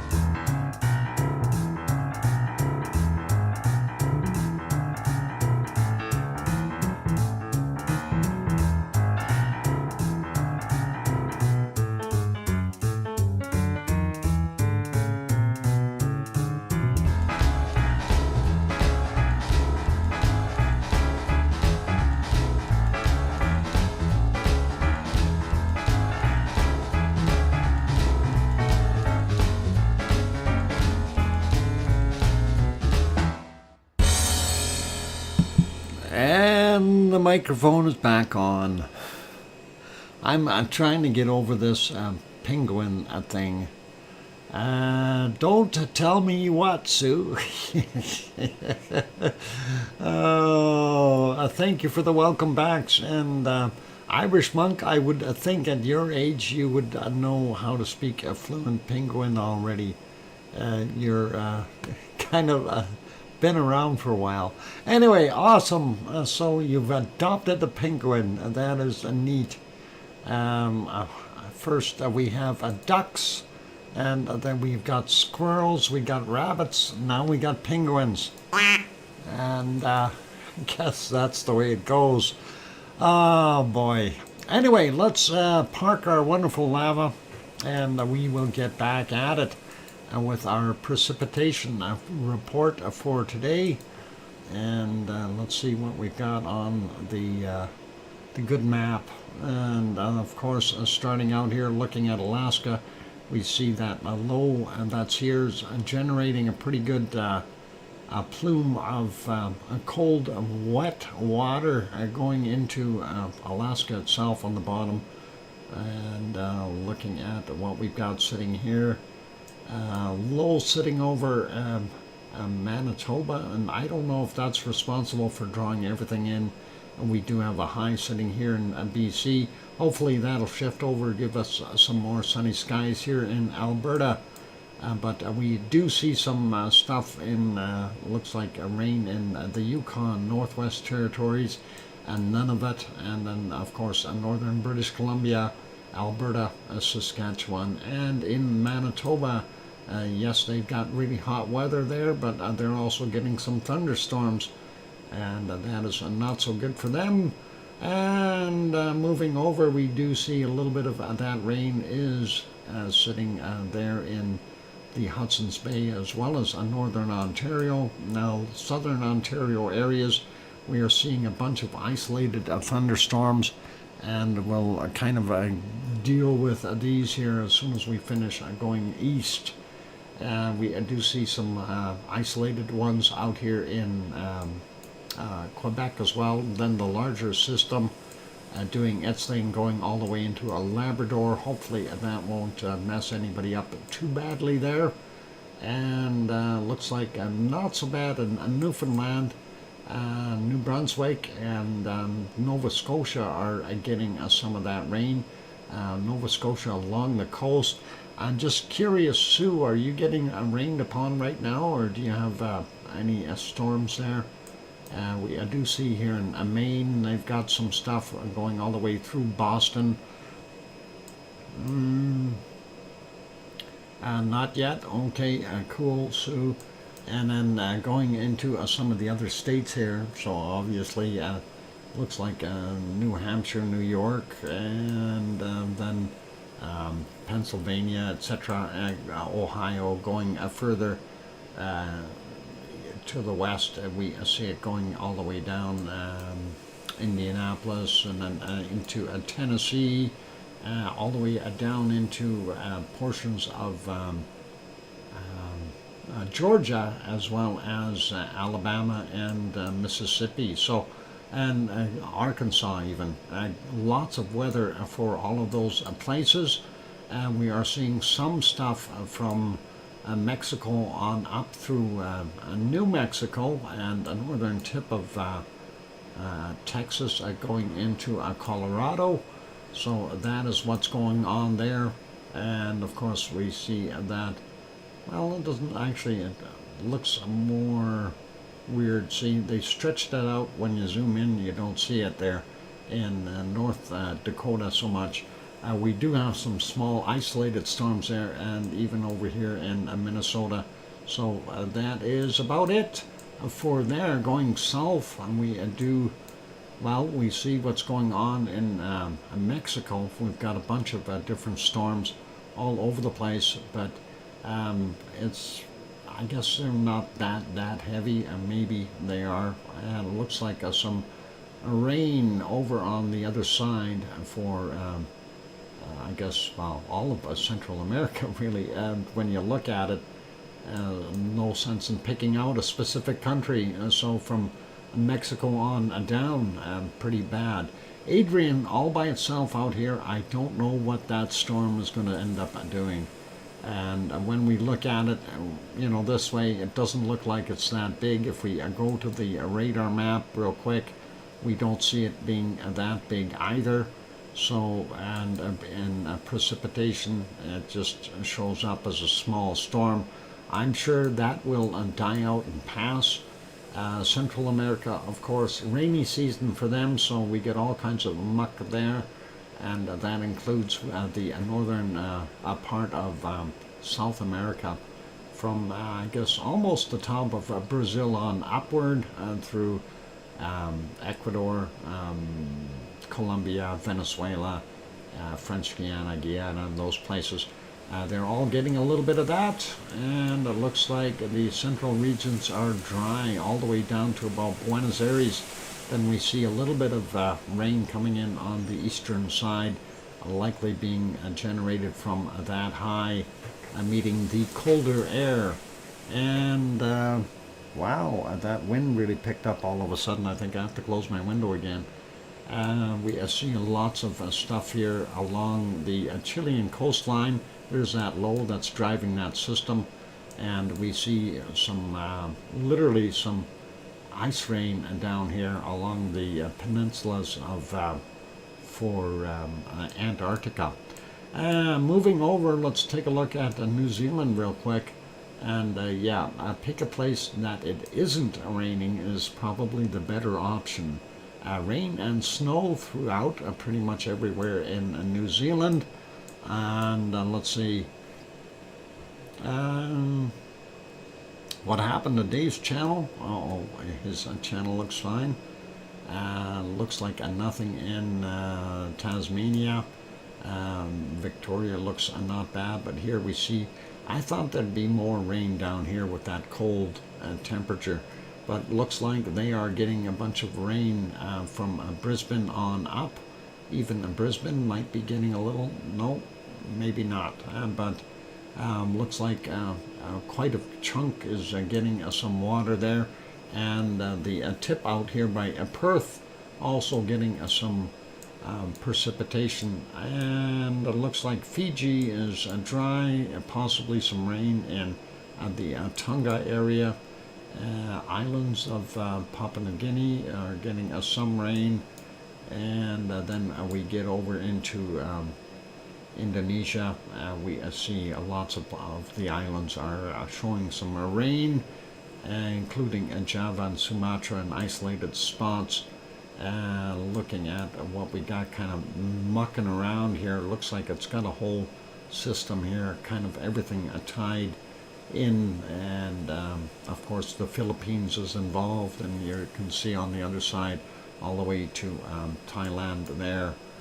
So a lot of rain and water falling in those areas. Moving up to Japan, not good for the bottom end of Japan right now. Kagoshima area, everything there, lots of lightning, lots of rain, and Kagoshima up to 24 millimeters, and that's a pretty decent rainstorm. Getting up on the northern end, actually central area not bad, Tokyo and that's all good, but northern areas as well are getting some more of that rain. The tip of the Kamchatka Peninsula is getting that rain there. The rest of it is staying warm and dry.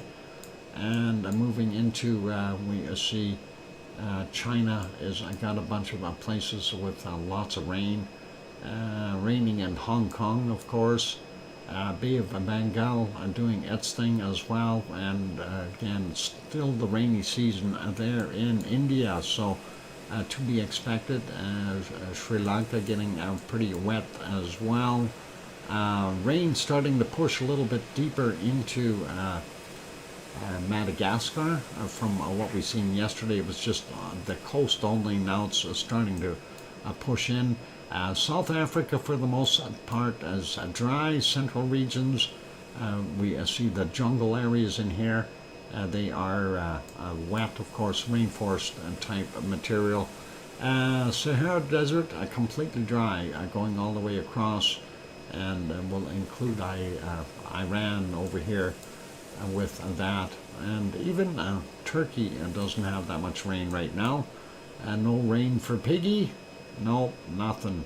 And we do see a little bit of rain there in Greece. And then when we go up here and take a look at the Black Sea, a little bit there as well.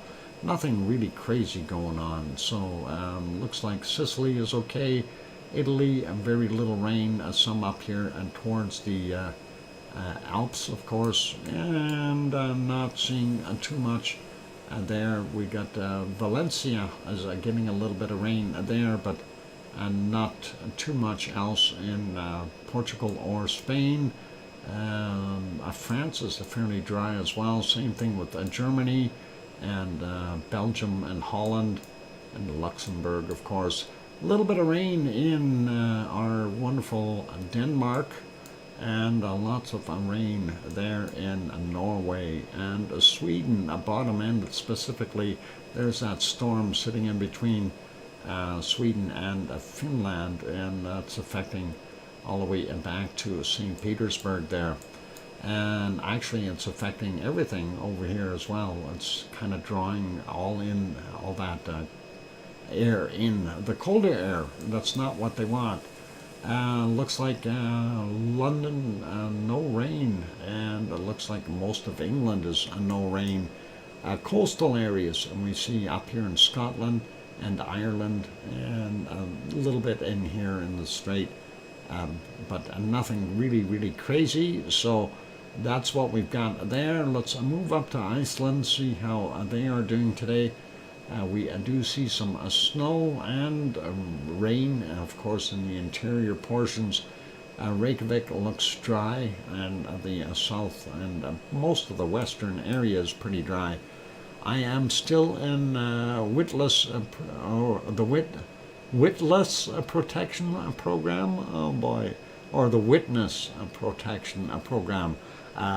Maybe that's a typo there. Witless is, I don't think there's any protection for that, Irish monk. Sorry if I'm picking on your spelling, but anyway, that's what we're seeing there for our precipitation.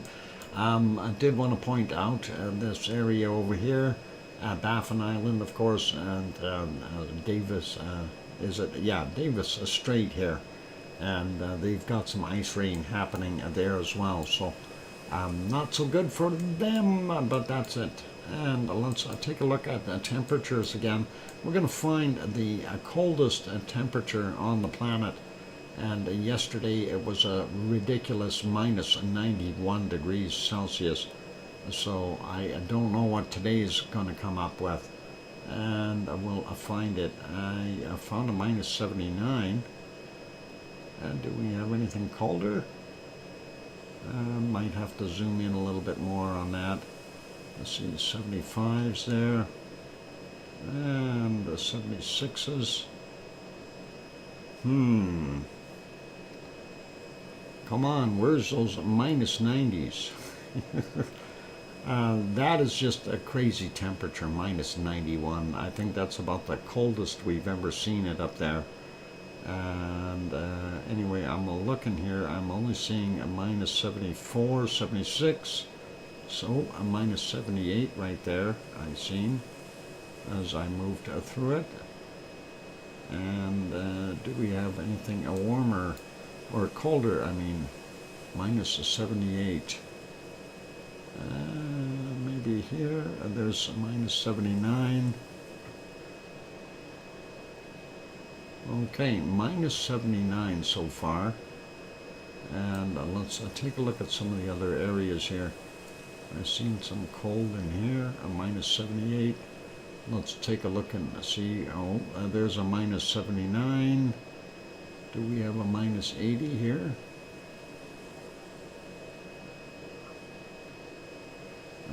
No, not so far. So minus 77, 8. Maybe out in this area? Nope. There's a minus 79. Still not seeing a minus 80. I'm hoping for it. a minus 80 somewhere. Around that high? No, not around that low either. 79. Well, I found a bunch of minus 79s, so not seeing any minus 80s. I think I'm going to have to go with a minus 79 degrees because I just can't find anything colder. All right, that's it. I'm throwing it in a minus, yesterday's was a minus 95, or yeah, that's right too, minus 95. It was ridiculous. That's just crazy. That's too cold. Anyway, I've got minus 79. Oh, I get a second degree beating. Oh no. Oh no, a second degree beating. Is that worse than a first degree beating? Oh, I guess twice as bad. And a third degree beating's even worse. Thank you, Sue, for checking out the weather and finding that cold spot. That is awesome. Minus 81 degrees is the coldest, and minus or plus 51 degrees is the warmest. So a big difference between those. That's over 130 degrees of temperature difference from cold to high, or high to cold, whichever, high to low, I don't know. Anyway, let's leave that be. I'm going to put you back on this can lava, and we'll wrap up the show. I want to say a big thank you to all of you for being here today, and of course, being a Sunday, the 2nd of July. It's awesome. Although our weather hasn't been the greatest here, it seems to have kind of calmed down a little bit, but I think it was raining, or is raining. Yeah, it is raining. So we are getting some rain right now, unfortunately. So I'm not going to go anywhere today, but it's all right. I can spend, the day relaxing, since tomorrow is a holiday for me too, right? Canada Day. The government, of course, gives us that extra day off there, and we're doing that. So on those good notes, though, thanks everyone for being here. We are definitely keeping an eye on Iceland, and as well as the other volcanoes. Iceland, of course, is always a wonder, because we see things happening there, and we say, well, is it going to do something, or isn't it? And a lot of times we see the, I guess, things put out of proportion, and somebody has to bite his tongue or something. So always being optimistic in the sense of looking at a volcano with eruptions. And what?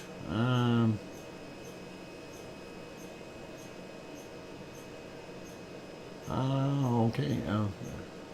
4, welcome. And the insurance company has cheated me, and they will only pay me a third of what my truck costs. I'm angry. How come they're only giving you a third of what your truck costs? Who's going to pay for the rest of the truck? And you should ask them that. And why are they only paying a third? That doesn't sound right. I think you need a lawyer. I hate to say it. And Irish Monk says, I was not here. Alibi time. Okay. All right. Yeah. It's a time to wrap things up, though, and I hope everyone is doing all right. So thank you, everyone, for being here. And then, of course, I want to say, pardon me, a big thank you to our super chatters and our gift givers. And I have to say a thank you to Piggy for her super chat, and for her 2 1-month memberships there.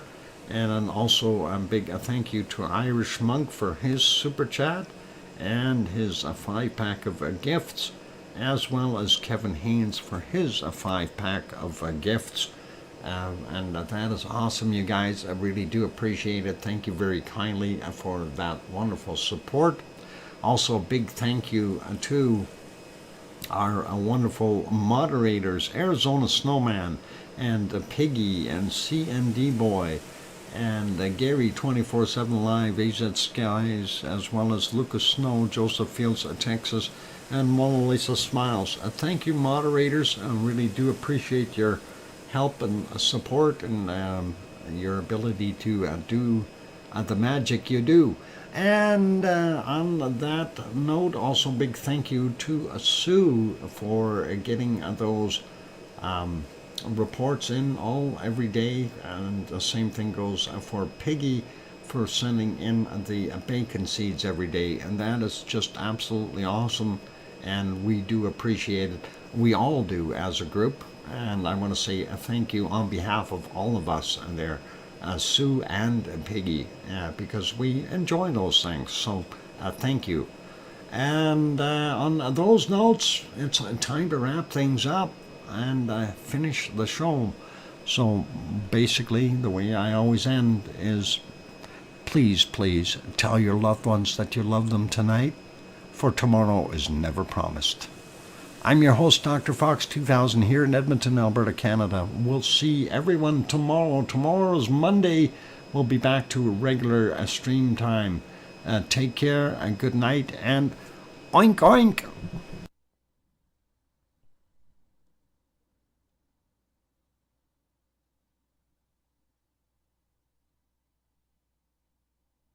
Quack.